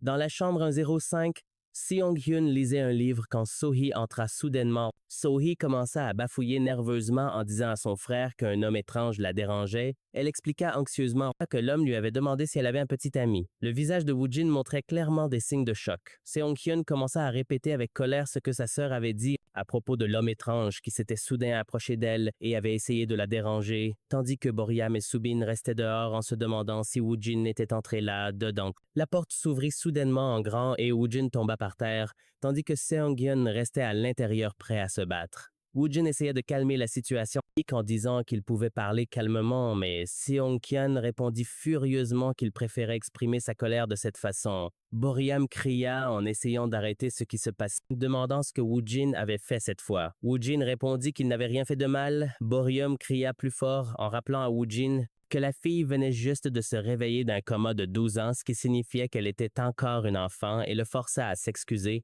Tout le monde entra dans la pièce où Boryam s'excusa d'avoir frappé Woo-jin soudainement, et So-hain s'excusa aussi timidement. Boryam demanda l'âge de Seong-hyun et s'il avait dit à 7 ans comme Subin. Subin se présenta avec un sourire chaleureux en disant qu'il espérait qu'ils s'entendraient tous bien. Seong-hyun répondit avec un peu de tension en disant qu'il l'espérait aussi. Ils marchèrent tous ensemble dans le couloir et Boryam demanda à Seong-hyun s'il était dans la division des chasseurs. Seong-hyun confirma qu'il l'était. Boryam demanda s'il y avait un chasseur spécifique qu'il admirait et Seong-hyun répondit qu'il était un peu influencé par son père, qui était aussi chasseur. Subin remarqua le nom de Seong-hyun et demanda si son nom de famille était Gi, puis se demanda à voix haute s'il connaissait le célèbre chasseur Gi Shin-baek. Seong-hyun répondit calmement et avec confiance, en disant que Gi Shin-baek était son père. Tout le monde fut choqué et impressionné, et Boryam demanda avec incrédulité si c'était vraiment vrai. Boryam admit avec enthousiasme qu'il était un grand fan de son père, et Subin dit la même chose. Ils se rappelèrent tous deux une image de Gi Shin-baek pendant l'un de ses combats, où il semblait extrêmement puissant et impressionnant. Tout le monde regarda Seong-hyun avec admiration et Boryam réaffirma que son père était son modèle. Il expliqua que depuis qu'il était enfant, il rêvait de devenir chasseur aussi. Seong-hyun demanda à Boryam avec surprise s'il n'était pas dans la division des chasseurs. Boryam répondit qu'il était dans la division d'ingénierie magique classée E, donc il n'avait pas eu la chance de rejoindre la division des chasseurs. Seong-hyun, un peu timide, admit qu'il était lui-même classé F, ce qui les choqua, mais So-hain sourit fièrement et dit que son frère avait quand même rejoint la division des chasseurs malgré son rang le plus bas. Tout le monde fut de nouveau choqué et demanda à Seong-hyun et avec incrédulité comment cela avait pu arriver. Seong-hyun eut du mal à expliquer nerveusement, mais So-hain dit avec enthousiasme qu'ils avaient été acceptés par une recommandation spéciale. Seong-hyun, agacé par le commentaire de sa sœur, lui dit avec frustration qu'il lui avait demandé de ne le dire à personne concernant la recommandation et commença à lui tirer les cheveux de manière ludique en guise de punition fictive. Boryam et Subin observaient la scène de loin en souriant. Et Boriam remarqua doucement que la fille se faisait gronder, d'une manière douce. Seong-Yeon tapota doucement la tête de sa sœur en disant à Burium que même si elle était de rang inférieur comme eux, elle pouvait quand même devenir chasseuse si elle faisait assez d'efforts, se prenant lui-même en exemple. Ailleurs, Subin était assis, perdu dans ses pensées, montrant des signes de malaise, tandis qu'il remerciait silencieusement quelqu'un.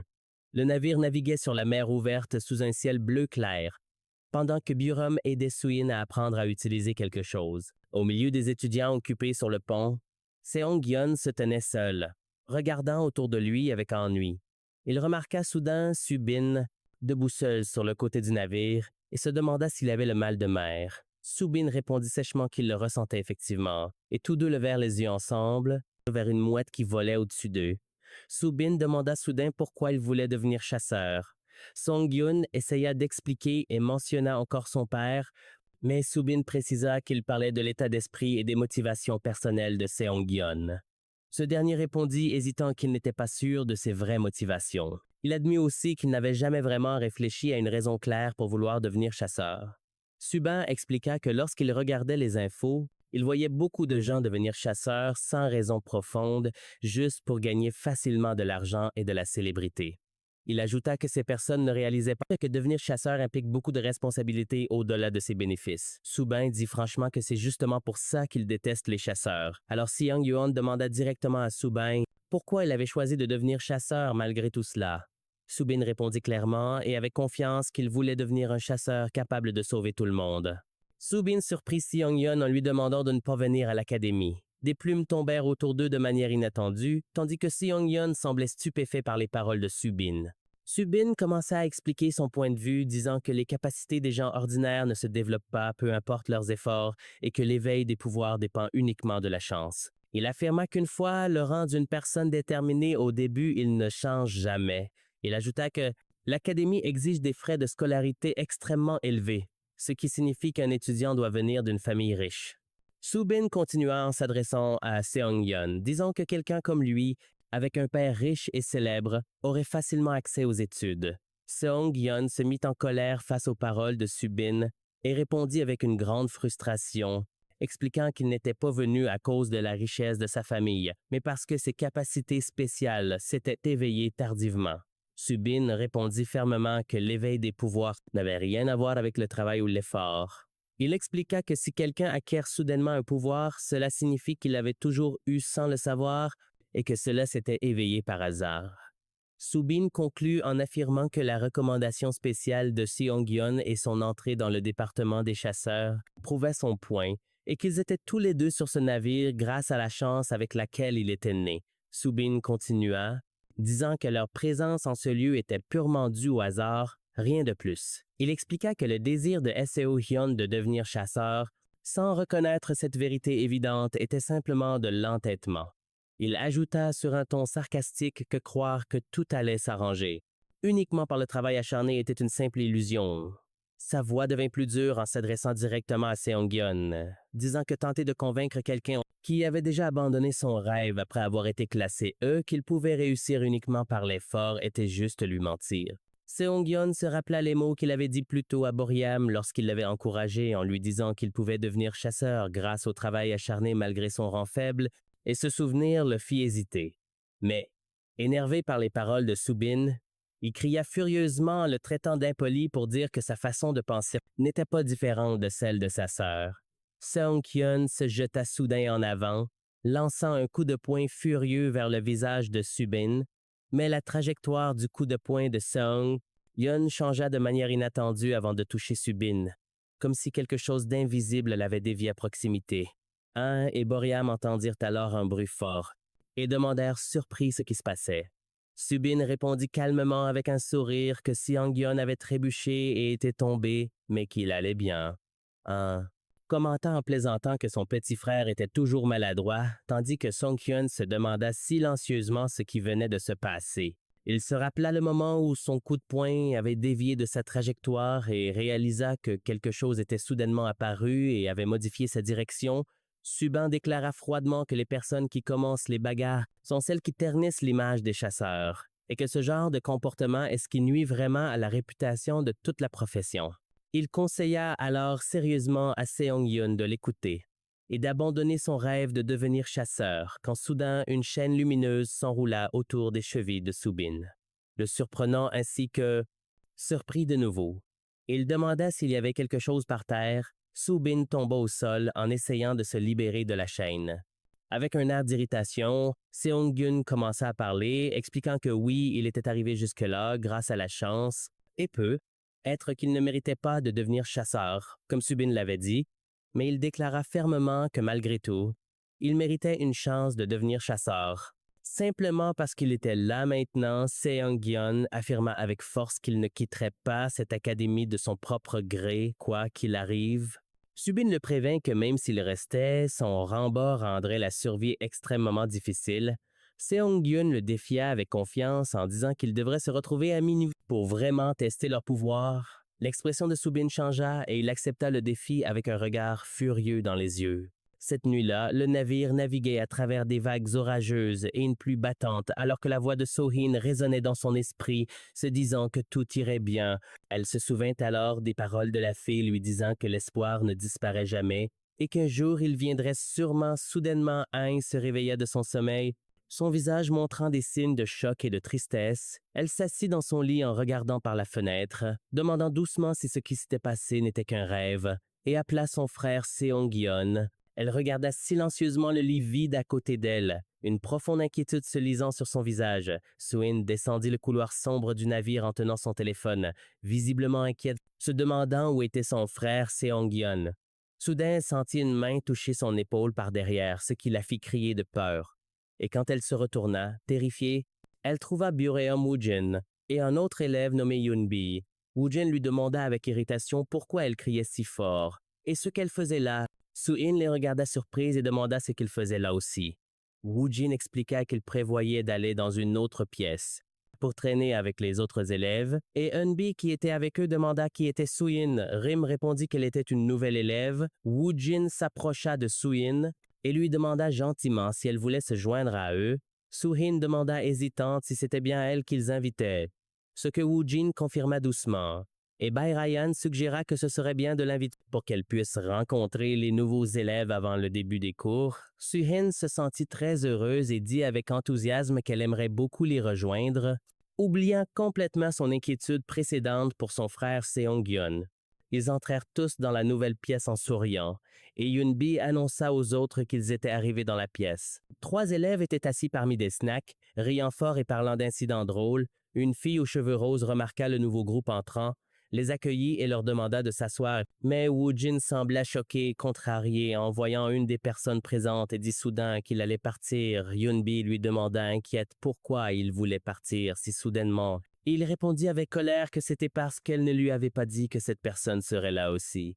Soo-in ne remarqua pas l'attention et sourit plutôt joyeusement en voyant tous les snacks autour de la pièce. Woojin se sentit profondément frustré en regardant Soo-in et Bureum essaya de se défendre, disant qu'il n'était pas celui qui l'avait amené là. La fille pressa Woojin de se dépêcher et de s'asseoir avec eux. Woojin finit par s'asseoir après un certain temps d'hésitation, soupirant de résignation en disant qu'il les rejoindrait.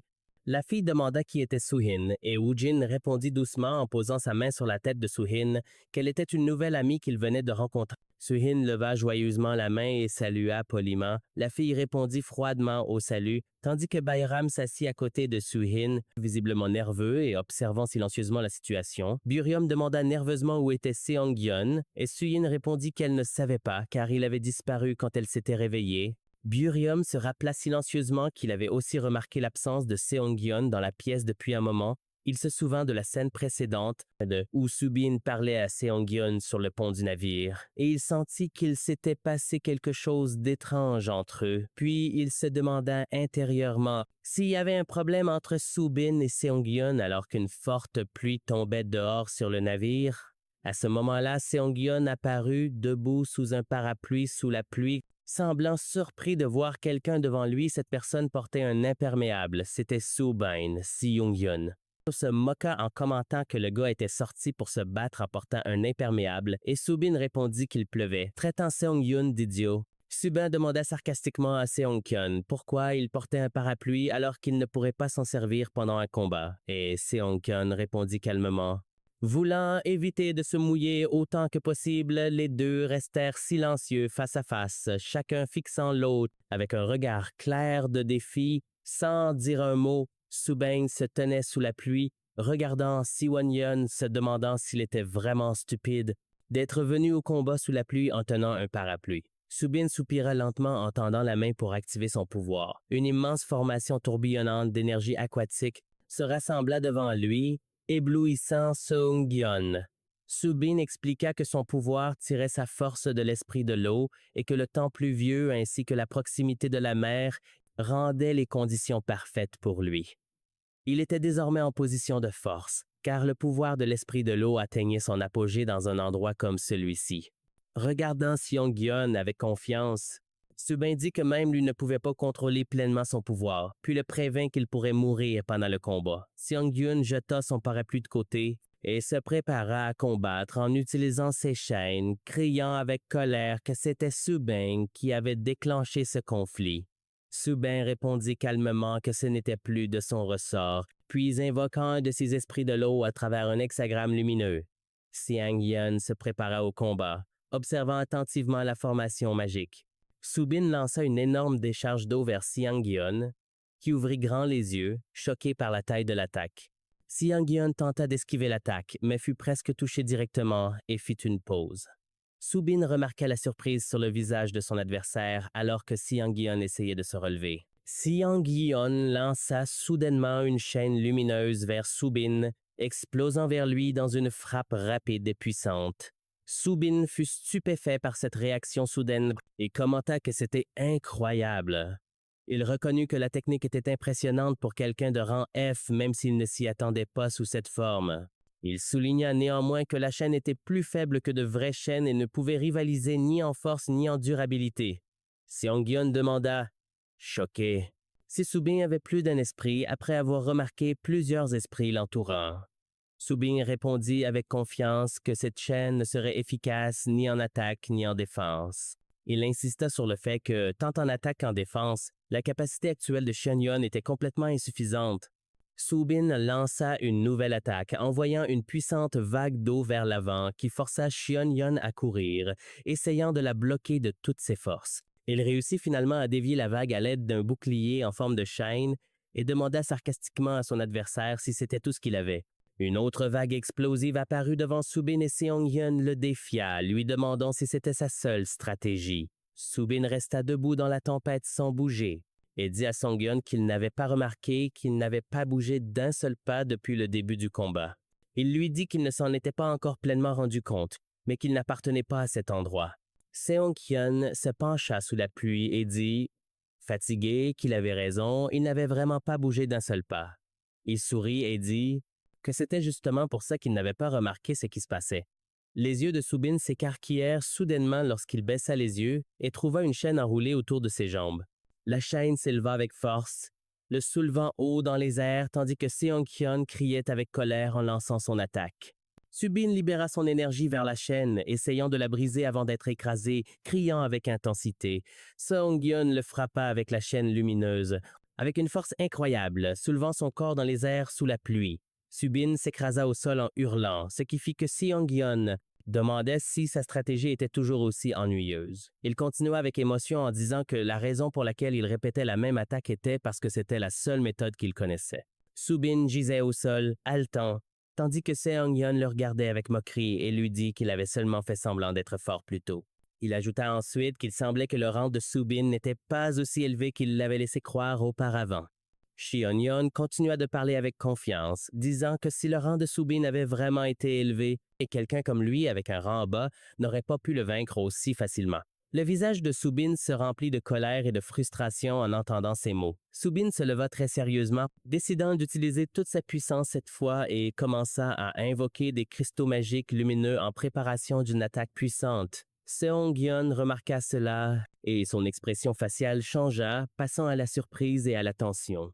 Pendant ce temps ailleurs, quelqu'un cria furieusement que ce qui se passait était clairement de la triche. Dans l'une des pièces, un groupe d'étudiants jouait à un jeu de plateau basé sur l'utilisation de capacités spéciales, et l'un d'eux était très heureux d'avoir reçu un personnage invocateur de rang SSS. Suhin remarqua le jeu et demanda, étonné, ce que c'était exactement. Aram. Il a demandé si c'était la première fois qu'elle voyait un jeu de société comme celui-là, puis il a expliqué à Suhin que c'était pas un simple jeu ordinaire. Il a précisé qu'il était spécialement conçu pour les utilisateurs de capacité. Il a aussi expliqué que le jeu analyse leur capacité pour créer des personnages correspondant à leur véritable potentiel. Biohem a commencé à tester l'appareil en posant son doigt dessus, qui a alors commencé à analyser sa capacité. Une fois l'analyse terminée, un personnage de magicien de rang B est apparu, ce qui a étonné à la fois Biorem et Suin. Une des étudiantes a expliqué à Suin que des jeux comme ceux-ci sont aussi utilisés pour l'entraînement pratique. Et Suin a finalement compris pourquoi Seongyeon avait apporté l'appareil avec eux.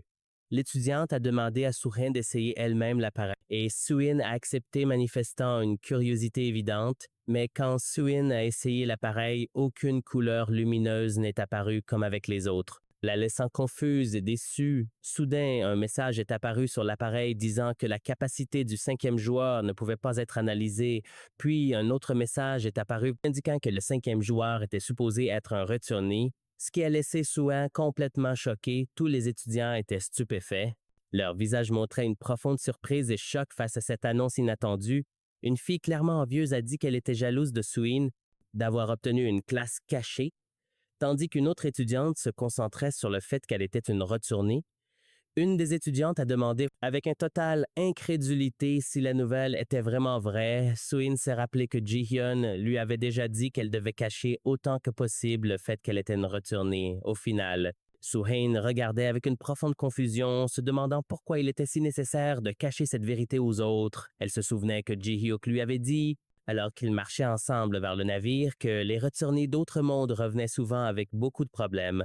Et il lui a indiqué qu'elle, par exemple, avait perdu 12 années entières de sa vie. Il a continué en disant que beaucoup de retournés ne parviennent pas à s'adapter à la société et que certains finissent par commettre divers crimes. Il a ajouté que les dispositifs utilisés pour sceller les capacités ne fonctionnent généralement pas sur les retournés. Il a expliqué que leurs pouvoirs sont généralement équivalents à ceux des chasseurs de rang S. C'est pourquoi ils sont considérés comme des catastrophes naturelles ambulantes. Il a aussi confirmé que les retournés ont une mauvaise réputation dans la société et a conseillé à Suin de cacher autant que possible le fait qu'elle est une retournée. Suin se rappelait ses conseils avec peur, imaginant comment les gens la regarderaient s'ils savaient qu'elle était une retournée. Elle commençait à devenir anxieuse en étant assise avec les autres étudiants qui lui demandaient avec curiosité de partager son histoire. Woojin lui a demandé avec excitation à propos de son expérience dans l'autre monde et a montré un grand intérêt pour savoir ce qui lui était arrivé là.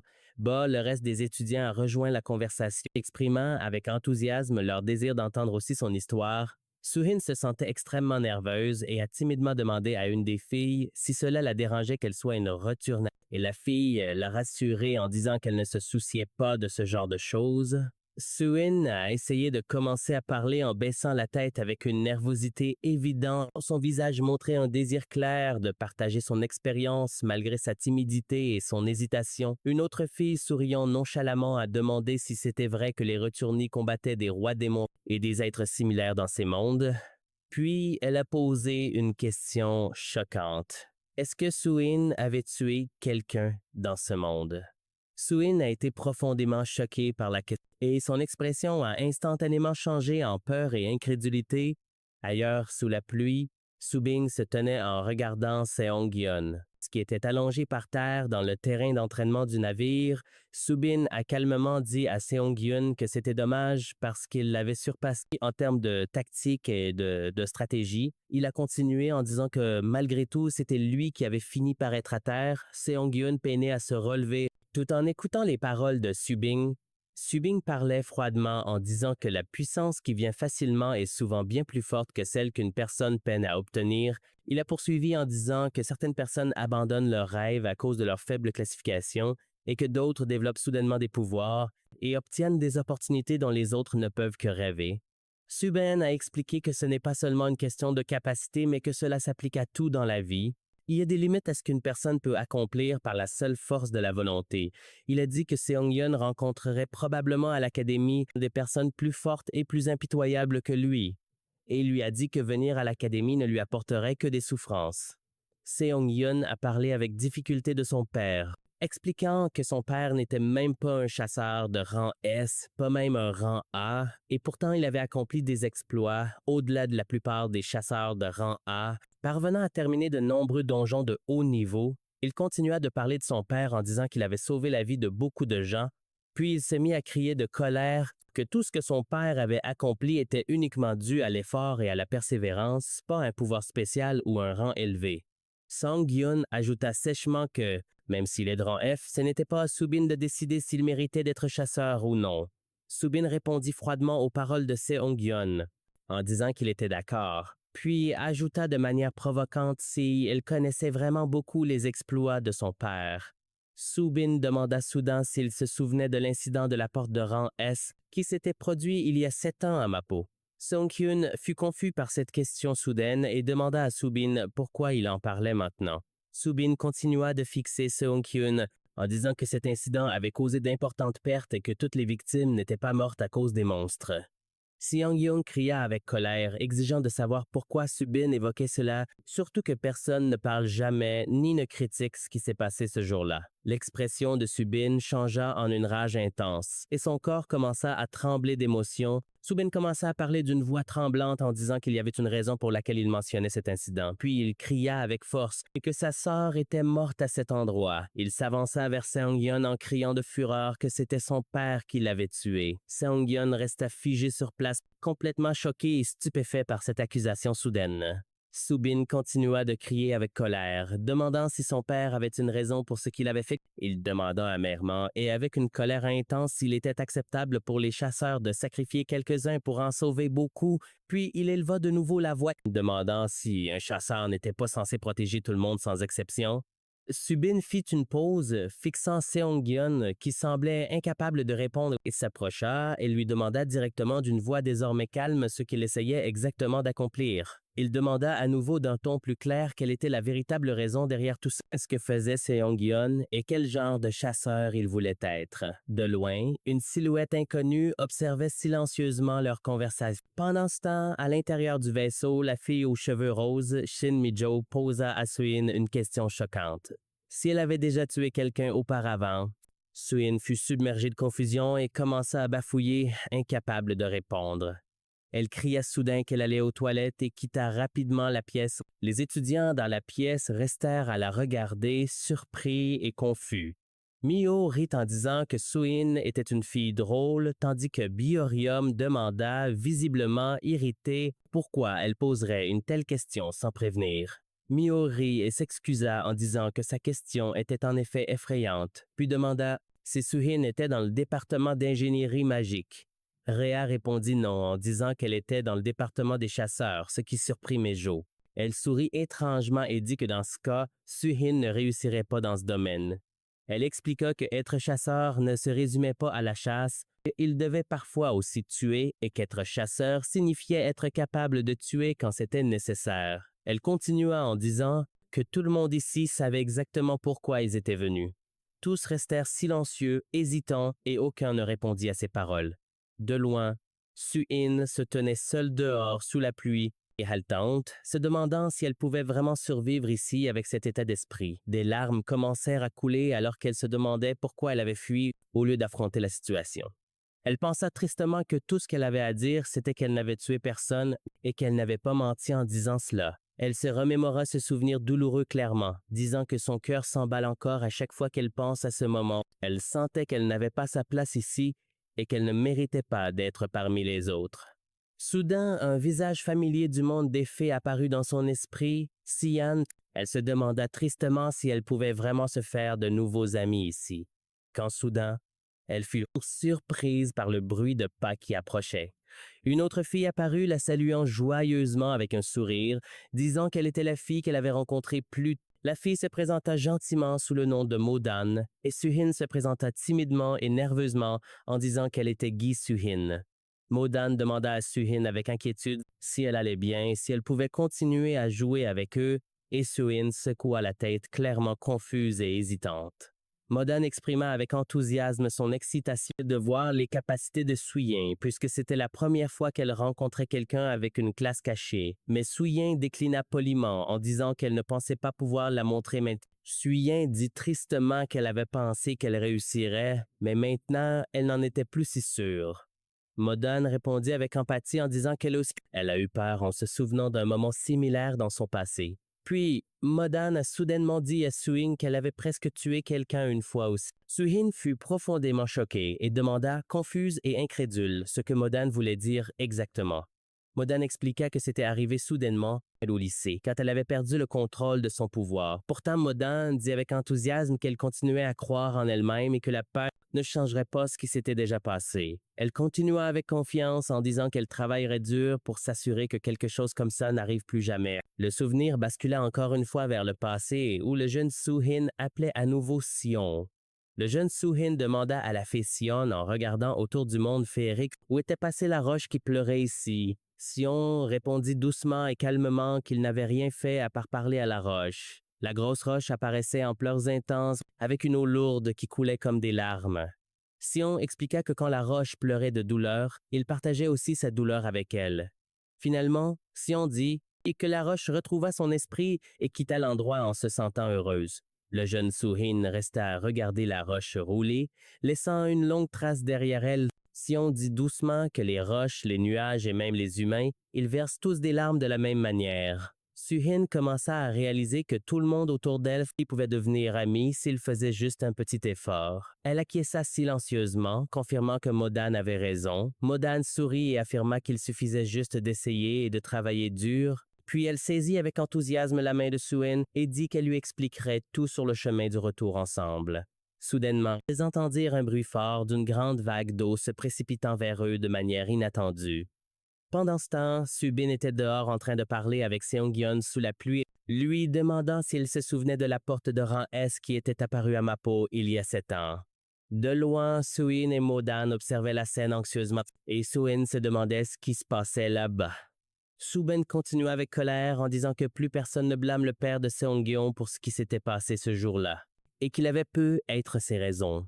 Puis Subin cria soudainement en révélant que sa sœur était morte à cet endroit. Il ajouta encore plus furieusement que c'était le père de Seongyeon qui l'avait tué. Suyen fut choquée en entendant cela, son visage montrant des signes d'horreur et d'incrédulité. Elle se demanda anxieusement de quoi il parlait, car elle n'entendait pas tout clairement.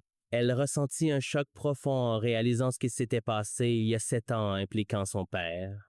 Elle se demanda intérieurement si son père avait vraiment tué la sœur aînée de Subin. Subin continua de parler, demandant quel genre de chasseur Seongkyun voulait devenir après avoir atteint ce point. Seongkyun resta silencieux, ressentant une immense pression. Il admit doucement qu'il n'avait jamais vraiment réfléchi au genre de chasseur qu'il voulait être. Seongkyun déclara clairement que la seule raison pour laquelle il était ici était son admiration personnelle pour son père. Il ajouta que cette admiration n'était pas unique à lui, beaucoup de personnes sur le navire partageaient la même motivation et que certains étudiants étaient là simplement parce qu'ils voulaient se faire des amis.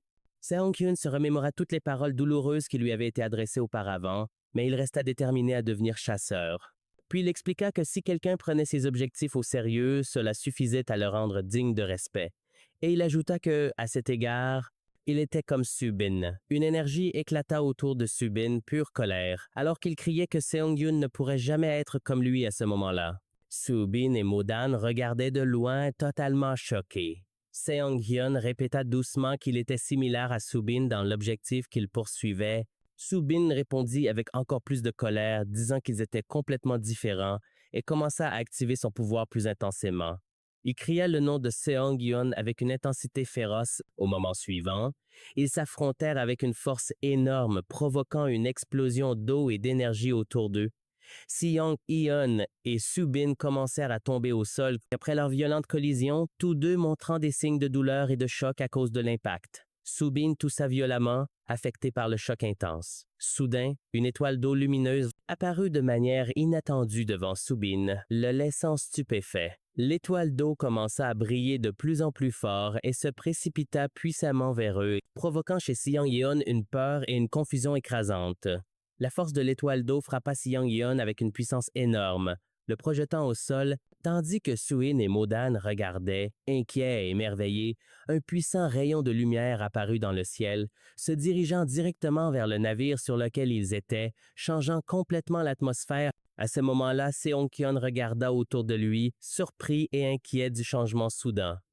Puis l'étoile fonça rapidement vers Seong-kyun et le frappa, le faisant tomber. Subin gémit de douleur au sol après le coup puissant et se dit que sa tête lui faisait terriblement mal, puis Subin remarqua avec choc quelque chose d'étrange se produisant avec ses pouvoirs. Ses esprits de l'eau commençaient à disparaître mystérieusement. Subin semblait hébété, se demandant pourquoi ses esprits s'évaporaient, tandis que Seong-kyun se précipitait vers lui avec force. Soudain, Seong-kyun asséna un coup de poing puissant au visage de Subin de toutes ses forces, faisant éclabousser des gouttelettes d'eau à l'impact. Subin fut de nouveau surpris quand il réalisa que quelque chose avait été posé sur sa main pendant le choc. Il remarqua que ce qui avait été posé était un dispositif utilisé pour sceller les capacités. Un air de choc apparut sur le visage de Subin, alors qu'il se demandait quand Seong-kyun avait réussi à lui mettre ce dispositif. Subin se rappela une conversation précédente entre Seong-kyun et Soo-yun, quand il lui avait dit qu'il avait pris quelques objets utiles dans le tiroir de son père. Subin s'effondra au sol, épuisé et souffrant, tandis que Seong-kyun s'assit en haletant, disant qu'il était extrêmement fatigué. Malgré son épuisement, Seong-kyun sourit avec satisfaction et déclara fièrement qu'il avait réussi à porter un vrai coup à Subin. Mais Subin ne resta pas à terre longtemps et bientôt les deux reprirent leur combat à l'intérieur du navire. Suin et Modan observaient la scène avec inquiétude et Suin dit avec peur que ce qui se passait dehors semblait très violent. Suin se retourna nerveusement en remarquant quelqu'un approcher du champ de bataille dehors, se demandant ce qui se passait. Seong-kyun se dit en lançant un autre coup de poing à Subin que toute personne qui prend ses objectifs au sérieux, peu importe leur taille, mérite le respect. Subin reçut un autre coup de poing violent au visage qui le fit chanceler en arrière. Seong-kyun s'assura avec confiance qu'il était comme Subin en détermination et persévérance. Subin commença à se demander avec colère s'il était vraiment comme lui. Dans une scène de flashback, le jeune Subin apparut assis au milieu des ruines détruites, des larmes coulant sur son visage. Il resta assis seul parmi les décombres, ressentant tristesse et solitude. Il leva soudain la tête en voyant des cadavres éparpillés autour de lui dans ce souvenir douloureux. Il commença à se rappeler ce jour avec une clarté aiguë en voyant une paire de pieds s'approcher lentement de lui et finalement il se souvint de lui-même courant sans arrêt à travers les débris. Ce jour difficile, il courait douloureusement, se demandant ce qui l'avait amené dans cet état. Il vit le sol autour de lui absorber le sang sans fin, tandis que les étoiles dans le ciel scintillaient indifférentes à ce qui se passait. Il continua à ramper avec beaucoup de difficultés à travers les décombres et la destruction, clairement épuisé et plein de désespoir. Il demanda avec une profonde tristesse pourquoi tout le monde l'avait laissé sans offrir aucune aide. Au loin, il vit un groupe de chasseurs s'éloigner de lui, aucun d'eux ne se retournant pour regarder. Il cria avec angoisse en demandant pourquoi il l'ignorait alors qu'ils étaient chasseurs et censés aider. Pleurant, il murmura faiblement que ce sont les chasseurs qui auraient dû le sauver. Soudain, son lui plus âgé apparut devant lui et lui dit doucement qu'il prendrait cette mission à sa place. Il s'agenouilla devant lui et lui assura qu'il deviendrait un chasseur qui protège tout le monde, surtout les gens comme lui. Puis il déclara avec confiance qu'il ne laisserait plus jamais personne seul en ce lieu. Subin se rappela ces mots et se dit qu'il était exactement comme Seong-kyun, mais il se corrigea ensuite en disant qu'en vérité, il était différent de lui. Il se demanda tristement pourquoi les gens n'utilisent leur pouvoir que pour leurs propres intérêts et s'adressa directement à Seong-kyun en lui demandant de prendre les choses un peu plus au sérieux. Seong-kyun admit qu'il ne connaissait pas les responsabilités d'un chasseur, ni ce que cela exigeait vraiment. Il confirma qu'il voulait commencer à apprendre ces choses maintenant. Il expliqua que c'était la raison pour laquelle il était venu à l'académie en premier lieu. Soudain, un bruit très fort retentit tout autour d'eux. Tous deux regardèrent vers la source du bruit. Choqués et visiblement inquiets, ils virent une personne mystérieuse se tenant devant eux, tenant un pistolet levé en l'air. Seong-kyun demanda prudemment qui était cet étrange individu. La scène passa juste avant les derniers instants du combat entre Seong-kyun et Subin. Quand les deux filles virent ce qui se passait dehors, elles dirent avec inquiétude que la situation semblait extrêmement dangereuse. Suin demanda à son ami nouvellement rencontré ce qui se passait dehors. Elle fut choquée et cria le nom de Bureum à haute voix en réalisant que c'était lui qui s'était faufilé. Biréum leur demanda avec peur si les deux dehors étaient vraiment en train de se battre et Suin répondit qu'elle les avait trouvés comme ça à son arrivée. Biréum cria en essayant d'arrêter le combat et demanda à une des filles d'appeler immédiatement un adulte. Avec une grande inquiétude, Ryan dit qu'il semblait que les deux à l'extérieur ne pouvaient pas l'entendre et que l'un d'eux pourrait se blesser gravement. Su-hing cria de terreur en imaginant une scène horrifiante qui se déroulait peu être juste devant ses yeux. Su-hin commença à crier que les choses ne pouvaient pas continuer ainsi et qu'il devait arrêter Seong-hyun et Subin immédiatement. Rhyme lui demanda avec une inquiétude visible comment elle pouvait bien les arrêter. Alors qu'ils étaient dans un état de fureur, il dit très sérieusement à Soo-in qu'intervenir dans une bagarre entre utilisateurs de capacité était extrêmement dangereux, comme s'immiscer dans une fusillade. L'inquiétude et la peur apparurent sur le visage de Soo-in alors qu'elle s'imaginait se mettre entre Seong-hyun et Subin en plein combat. Elle s'imagina soudainement en train d'exécuter un plan bizarre et drôle pour leur arracher leurs armes de force. Soo-in suggéra rapidement à Bayuram qu'il pourrait simplement leur voler leurs armes. Bayuram rejeta fermement l'idée, disant que c'était impossible et beaucoup trop dangereux. Il ajouta ensuite avec une grande inquiétude que la situation pourrait devenir catastrophique si les deux continuaient à se battre et que Subin utilisait à nouveau sa puissante attaque d'eau. À ce moment-là, Birim prit une décision importante et regarda vers son sac avec une détermination intense. Il demanda à Soo-in de rester où elle était et de ne pas bouger. Ce qui la surprit et la fit se demander ce qu'il préparait, Biorim sortit un dispositif magique de son sac qui ressemblait à un pistolet et décida de l'utiliser pour arrêter le combat. Le choc et la peur apparurent sur le visage de Soo-in alors qu'elle regardait Biorem sauter entre Seong-hyun et Subin en tenant le pistolet magique. Seong-hyun et Subin s'arrêtèrent un instant, stupéfaits par l'intervention soudaine de Bai Ryan. Bai Ryan tira un coup magique en l'air pour attirer leur attention et dit en haletant qu'il l'avait enfin remarqué. Il les gronda avec colère pour avoir ignoré ses appels répétés. Et maintenant se battre en utilisant leurs capacités, Subin et Seong-hyun furent tous deux surpris et crièrent paniqués en pensant que Burium tenait un vrai pistolet. Pas juste un outil, Burium leur demanda avec colère pourquoi ils agissaient de manière aussi imprudente. Et ce qui se serait passé si le navire avait été endommagé ou si d'autres étudiants avaient été blessés. Seong-hyun et Subin ressentirent une profonde honte et un regret après avoir entendu les paroles colériques de Bayureum. Bayureum soupira en tenant le pistolet magique, disant amèrement qu'il était entouré de fauteurs de troubles. Soudain, une personne mystérieuse apparut derrière Bayureum et appela son nom avec sarcasme, faisant trembler Bayureum de choc. Burium se retourna terrifié quand la personne mystérieuse Ji-hyuk lui dit que les dispositifs magiques étaient interdits à l'Académie. Peu importe la raison, Ji-hyuk afficha un sourire glaçant et leur dit que tous les trois pouvaient s'attendre à être punis pour leurs actions. Seong-hyun se sentit frustré et réalisa qu'ils étaient tous en sérieux danger. Le lendemain matin, tout le monde arriva à l'Académie et Woo-jin fut vu disant tristement qu'il avait perdu le défi. Woo-jin dit moqueusement à Seong-hyun, Subin, Bioreum et Soo-in que c'était la première fois dans l'histoire de l'Académie que des étudiants étaient punis avant même que le semestre ne commence. Bai Ryan s'excusa maladroitement auprès d'eux en disant que c'était de sa faute pour avoir utilisé le dispositif magique, mais il expliqua que le professeur lui avait demandé d'apporter le dispositif, donc il pourrait y avoir une certaine flexibilité dans leur punition. Malgré tout, Birium dit que le vrai problème serait pour Seong-hyun et Subin à cause de leur bagarre. Birium leur dit de se rendre dans leur dortoir assigné et Subin demanda surprise s'ils ne venaient pas avec eux. Birium répondit calmement que leur dortoir était différent du sien. Ce qui surprit Subin, Seong-hyun commença à expliquer la situation à Soo-in en disant que l'Académie Seonggan n'a pas un seul dortoir étudiant. En fait, il y a plusieurs bâtiments résidentiels dispersés sur toute l'île. Allant du grand au petit, Soo-in regarda une carte, montrant la disposition des bâtiments des dortoirs à travers l'île et exprima sa surprise devant leur nombre.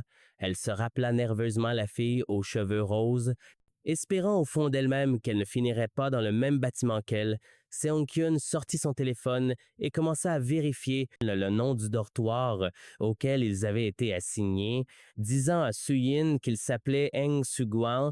Soudain, une valise heurta violemment le sol à côté d'eux, les faisant tous deux se retourner surpris. Quand ils se tournèrent vers la source du bruit, ils trouvèrent Subin debout maladroitement devant eux avec sa valise. Seong-hyun et Subin échangèrent un regard silencieux et gênés pendant un moment. Seong-gyeon dit avec une irritation claire qu'il ne pouvait pas croire que Subin allait vivre dans le même dortoir qu'eux. Subin le confirma silencieusement et avec embarras, expliquant qu'ils avaient effectivement été placés dans le même dortoir. À ce moment-là, une femme souriante apparut à côté d'une voiture et s'est présentée comme Han Do-yeon, la superviseure en charge du dortoir. Les étudiants ont commencé à se présenter un par un, Modan étant la plus enthousiaste à propos de sa présentation, et Do-yeon a complimenté Suhin sur sa beauté, la faisant rougir à la fois de gêne et de bonheur, et Suhin a poussé un soupir de soulagement en réalisant qu'elle ne serait pas avec la fille aux cheveux roses. Sa joie a encore grandi lorsqu'elle a soudain découvert que Modan était dans le même bâtiment de dortoir. Suyin s'est sentie soulagée et heureuse d'avoir réussi à se faire une amie aussi rapidement. Elle a vu ce début positif comme un bon signe pour le début du semestre. Il y a environ 100 ans, durant une époque de chaos causée par des monstres et des utilisateurs de capacités dévoyées, un homme a eu l'idée de construire un établissement éducatif spécifiquement pour les utilisateurs de capacités. Quelques années plus tard, il réussit à fonder une école secrète sur une île isolée, cachée aux yeux de l'occupation japonaise. Cette école devint plus tard connue sous le nom d'école Seongan, des capacités spéciales, aussi appelée l'école des Hunters. C'est la seule école en Corée qui permet à quiconque possédant des capacités spéciales de s'inscrire, quel que soit l'âge, la nationalité ou les antécédents. Située sur une île isolée au sud, l'école peut sembler à certains comme une simple académie rurale dans un endroit isolé. Mais ce qui la rend exceptionnelle, c'est que sa taille est presque équivalente à celle d'une île entière comme Gangwon. Elle dispose d'équipements d'entraînement de haute qualité, de diverses installations, d'un réseau d'information étendu et d'une infrastructure moderne, rivalisant avec celle des grandes villes. Grâce à ses ressources incroyables, l'école est devenue un rêve pour quiconque aspire à devenir hunter. Et pourtant, cette fille, Suhin, est entrée à l'école sans rien savoir de sa réputation prestigieuse. Elle s'est préparée pour la cérémonie d'ouverture et s'est dit avec confiance qu'elle pouvait attacher ses cheveux toute seule, sans l'aide de personne. Seong-gyeon est entré dans la pièce et a dit à sa sœur Suhin de se dépêcher, la prévenant de ne pas être en retard pour la cérémonie. Suhin s'est précipitée en disant qu'elle arrivait. Alors que le premier semestre commençait et que sa nouvelle vie à l'école allait débuter, le matin de la cérémonie d'ouverture est arrivée au dortoir appelé Bobby Hall. Lorsque Suhin est arrivée, Seong-gyeon l'attendait devant le bâtiment, lui disant qu'elle était enfin en retard. Puis, Seong-gyeon a demandé curieusement l'absence de quelqu'un d'autre, tandis que Suhin regardait autour d'elle, se demandant aussi où cette personne pouvait être. Seong-gyeon a commencé à demander pourquoi Subin était en retard. Et Modan a répondu qu'il avait dit qu'il devait se préparer pour la cérémonie d'ouverture. Seong-gyeon, confus, s'est demandé ce qu'il devait exactement préparer pour un tel événement. Modan a répondu clairement en disant que, bien sûr, Subin avait des choses à régler. Il s'est avéré que Subin était le représentant des nouveaux étudiants cette année. Il est monté sur scène devant tout le monde et a déclaré son engagement envers les règles et règlements de l'école. Pendant ce temps, Seong-gyeon regardait la cérémonie, se sentant agacé qu'une personne punie, avant même le début du trimestre, parle avec autant de confiance. L'expression de frustration s'est affichée sur le visage de Seong-gyeon alors qu'il se tenait à la cérémonie, venant d'être présenté comme le deuxième étudiant à être discipliné. Seong-gyeon continuait de penser anxieusement que le fait que Subin ait été choisi comme représentant des étudiants signifiait qu'il était le mieux classé parmi eux tous. Il se rappelait le moment où il avait vu l'attaque d'eau de Subin sur le bateau, réalisant qu'elle était assez puissante pour ressembler à une attaque de rang A, et il commença à se sentir nerveux en imaginant différents scénarios, et si Subin n'avait pas hésité pendant le combat, ou avait préparé ses sphères magiques, ou avait simplement agi de manière plus rationnelle, si Seong-gyeon ressentait de la peur en réalisant que ça aurait pu être lui, allongé par terre à la place de Subin. Il comprit que s'il voulait atteindre son objectif de rejoindre le conseil étudiant, comme son père l'avait autrefois encouragé à le faire, il devrait endurer et persévérer parmi ces gens. À ce moment-là, Suyin se tenait à côté de lui, se sentant très heureuse d'avoir été acceptée à l'académie, tandis que Seong-gyeon pensait que ce n'était pas le moment de se réjouir. Suyin était aussi excité à propos des cours à venir après la cérémonie, surtout que c'était sa première fois dans une école de Hunters. La superviseure du dortoir, Ando, rencontra Suyin et lui dit qu'elle devait retourner au dortoir. Suin fut surprise et demanda pourquoi et Ando sembla perplexe, demandant si elle n'avait pas vérifié son emploi du temps. Song-Yun intervint en expliquant que sa sœur était entrée à l'académie sans avoir terminé l'école primaire, demandant si elle n'avait pas vérifié son emploi du temps. Seong-Yun intervint en expliquant que sa sœur était entrée à l'académie sans avoir terminé l'école primaire, donc son emploi du temps scolaire était différent du leur. Ando sourit et dit que Soo-hin étudierait avec elle pour préparer l'examen d'équivalence pendant la période du matin, tandis que les autres étaient en cours. Suyin devint anxieuse, demanda nerveusement en quoi consistait exactement l'examen d'équivalence, et l'étudiant hésita, ne sachant pas comment expliquer. Ando, toujours souriant, expliqua que l'examen comprenait des matières comme le coréen, les mathématiques, l'anglais, les sciences sociales, les sciences et l'histoire coréenne. Suyin cria, choqué et rejetant absolument l'idée. Song-Yeon fit ses adieux à sa sœur alors qu'elle montait dans la voiture avec Ando et demanda au superviseur de bien s'occuper d'elle, ce à quoi Ando répondit avec un sourire de ne pas s'inquiéter. Les cris de Soo-in continuèrent alors qu'il s'éloignait. Tandis que Seong-Yeon commençait à être irrité par sa sœur lui-même, les étudiants se dirigeaient vers le bâtiment Jinko Hall pour le début du cours. Seong-Yeon s'assit en classe regardant le nom de la matière qu'ils allaient étudier qui était l'éthique des chasseurs, se demandant ce qu'ils allaient exactement apprendre à ce moment-là. Un étudiant demanda pourquoi le professeur n'était pas encore arrivé alors que le cours allait commencer dans 1 minute. Un camarade répondit qu'il devait juste attendre un peu puisque le professeur arrive toujours pile à l'heure. Quand l'heure arriva exactement, la porte de la salle s'ouvrit soudainement avec force. Tout le monde regarda la porte, surprise, et une personne entra de manière dramatique en roulant sur un overboard. Les étudiants, y compris Subin et Modan, montrèrent des signes de surprise et de confusion devant la scène. Le professeur s'approcha avec assurance en roulant sur son overboard directement vers les étudiants. Il s'arrêta, regarda les étudiants avec un sourire confiant et les salua en japonais en disant qu'il était heureux de les rencontrer. Le professeur aux longs cheveux noirs commença à se présenter aux étudiants disant qu'il s'appelait Hagiwara-jin et les accueillait dans sa classe. Il continua en disant qu'avant de commencer la leçon, il devait leur dire une chose d'abord, il détestait cette école. Il expliqua que sa haine ne se limitait pas à cette école, mais s'étendait à la plupart des institutions éducatives, parce qu'elles rassemblent un grand nombre d'étudiants dans une même salle de classe et leur donnent tous la même éducation, qualifiant cela de sommet de l'inefficacité. Il expliqua en plus que le problème s'aggrave quand les étudiants sont des utilisateurs de capacités, chacun avec leur propre personnalité unique. Il ajouta que les utilisateurs de capacités ont des principes têtus difficiles à changer. Il se donna lui-même comme exemple, affirmant qu'il insiste toujours sur l'efficacité absolue avant tout. Poursuivant sur le sujet de l'efficacité, il posa une question aux étudiants en disant que la plupart des monstres pouvaient être facilement éliminés. En utilisant la force militaire moderne, pourtant seuls les chasseurs sont envoyés dans les donjons pour les éliminer et demanda pourquoi cela. Il répondit à sa propre question en disant que la raison est économique.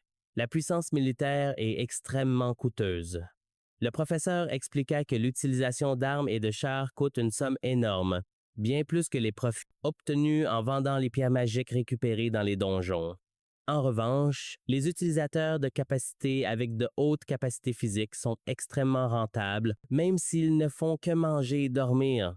Il ajouta que la profession de chasseur a été établie principalement pour des raisons économiques et qu'en fin de compte, tout se résume à l'argent. Il souligna que la raison pour laquelle ils sont appelés chasseurs et non héros réside dans cette vérité même. Il ajouta ensuite que l'argent n'est pas le seul coût associé aux chasseurs. Il y a aussi le coût physique et mental subi pendant le combat. Le professeur expliqua que la chose la plus importante dans un combat est d'utiliser le moins d'énergie possible, de bouger efficacement et de choisir la meilleure stratégie. Il insista sur le fait que gaspiller de l'énergie en combat est stupide et qu'il n'y a rien de plus stupide que de mourir d'épuisement en plein combat. Il déclara que la capacité à prendre des décisions sages est la qualité la plus importante qu'un chasseur doit avoir. Le professeur s'approcha alors d'un étudiant assis au premier rang et lui demanda directement quelle était sa catégorie de capacité.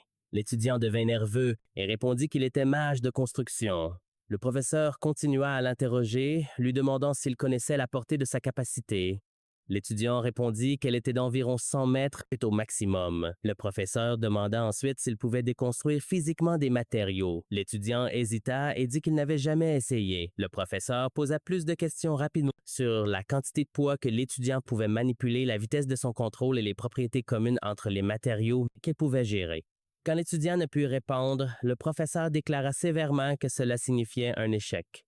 Il gronda l'étudiant durement en disant que quelqu'un qui ne comprend pas ses propres capacités ne peut pas évaluer celles des autres ni élaborer de stratégie. Puis le professeur se tourna vers Seong-Yeon, qui avait l'air visiblement tendu, et s'adressa à lui en l'appelant « celui aux cheveux bouclés ». Seong-Yeon fut surpris et demanda hésitant si le professeur parlait de lui. Le professeur répondit en exigeant qu'il déclare sa catégorie de capacité. Seong-Yeon hésita et ne répondit pas tout de suite, ce qui poussa le professeur à demander avec colère pourquoi il restait silencieux. Seong-Yeon a finalement admis d'une voix basse qu'il ne connaissait rien à ces sujets. Le visage du professeur montrait des signes clairs de colère en entendant la réponse de Seong-Yeon, ce qui a choqué et effrayé les élèves dans la classe, surtout Subin. Après la fin du cours, dans un des couloirs de l'école, Seong-Yeon a entendu une voix l'appeler par son nom et s'est tourné vers elle. Surpris de voir Subin lui crier dessus en lui demandant furieusement s'il avait perdu la tête. Seong-Yeon était confus et ne comprenait pas pourquoi il était si en colère. Subin a continué furieux et incrédule, en demandant ce que ça voulait dire que Seong-Yeon ne connaissait même pas sa propre catégorie de capacité et comment il pouvait déjà causer des problèmes dès le premier jour. Seong-Yeon a répondu nerveusement que c'était la première fois qu'il entendait des termes comme catégorie ou match de construction, c'est pourquoi il avait dit qu'il ne savait rien. L'expression de Subin est passée de la colère au choc, alors qu'il commençait à réaliser quelque chose, et a demandé avec surprise si Seong-Yeon voulait vraiment dire qu'il ne savait absolument rien de tout ça. Seong-Yeon l'a regardé en silence et nerveusement, incapable de répondre tout de suite, à cause de la gêne qu'il ressentait. Ryan est soudain intervenu et a mis fin à la conversation en disant à Seong-Yeon, avec frustration et déception, d'oublier ça et de se débrouiller tout seul. Seong-Yeon est resté seul dans le couloir, se sentant embarrassé et confus par ce qui venait de se passer. Les élèves proches ont remarqué que quelque chose d'étrange se passait et ont regardé avec des expressions perplexes et curieuses. À ce moment-là, Seong-Yeon s'est senti profondément anxieux et s'est dit qu'il n'avait aucune idée à ce moment-là des conséquences que ses actions entraîneraient à l'avenir.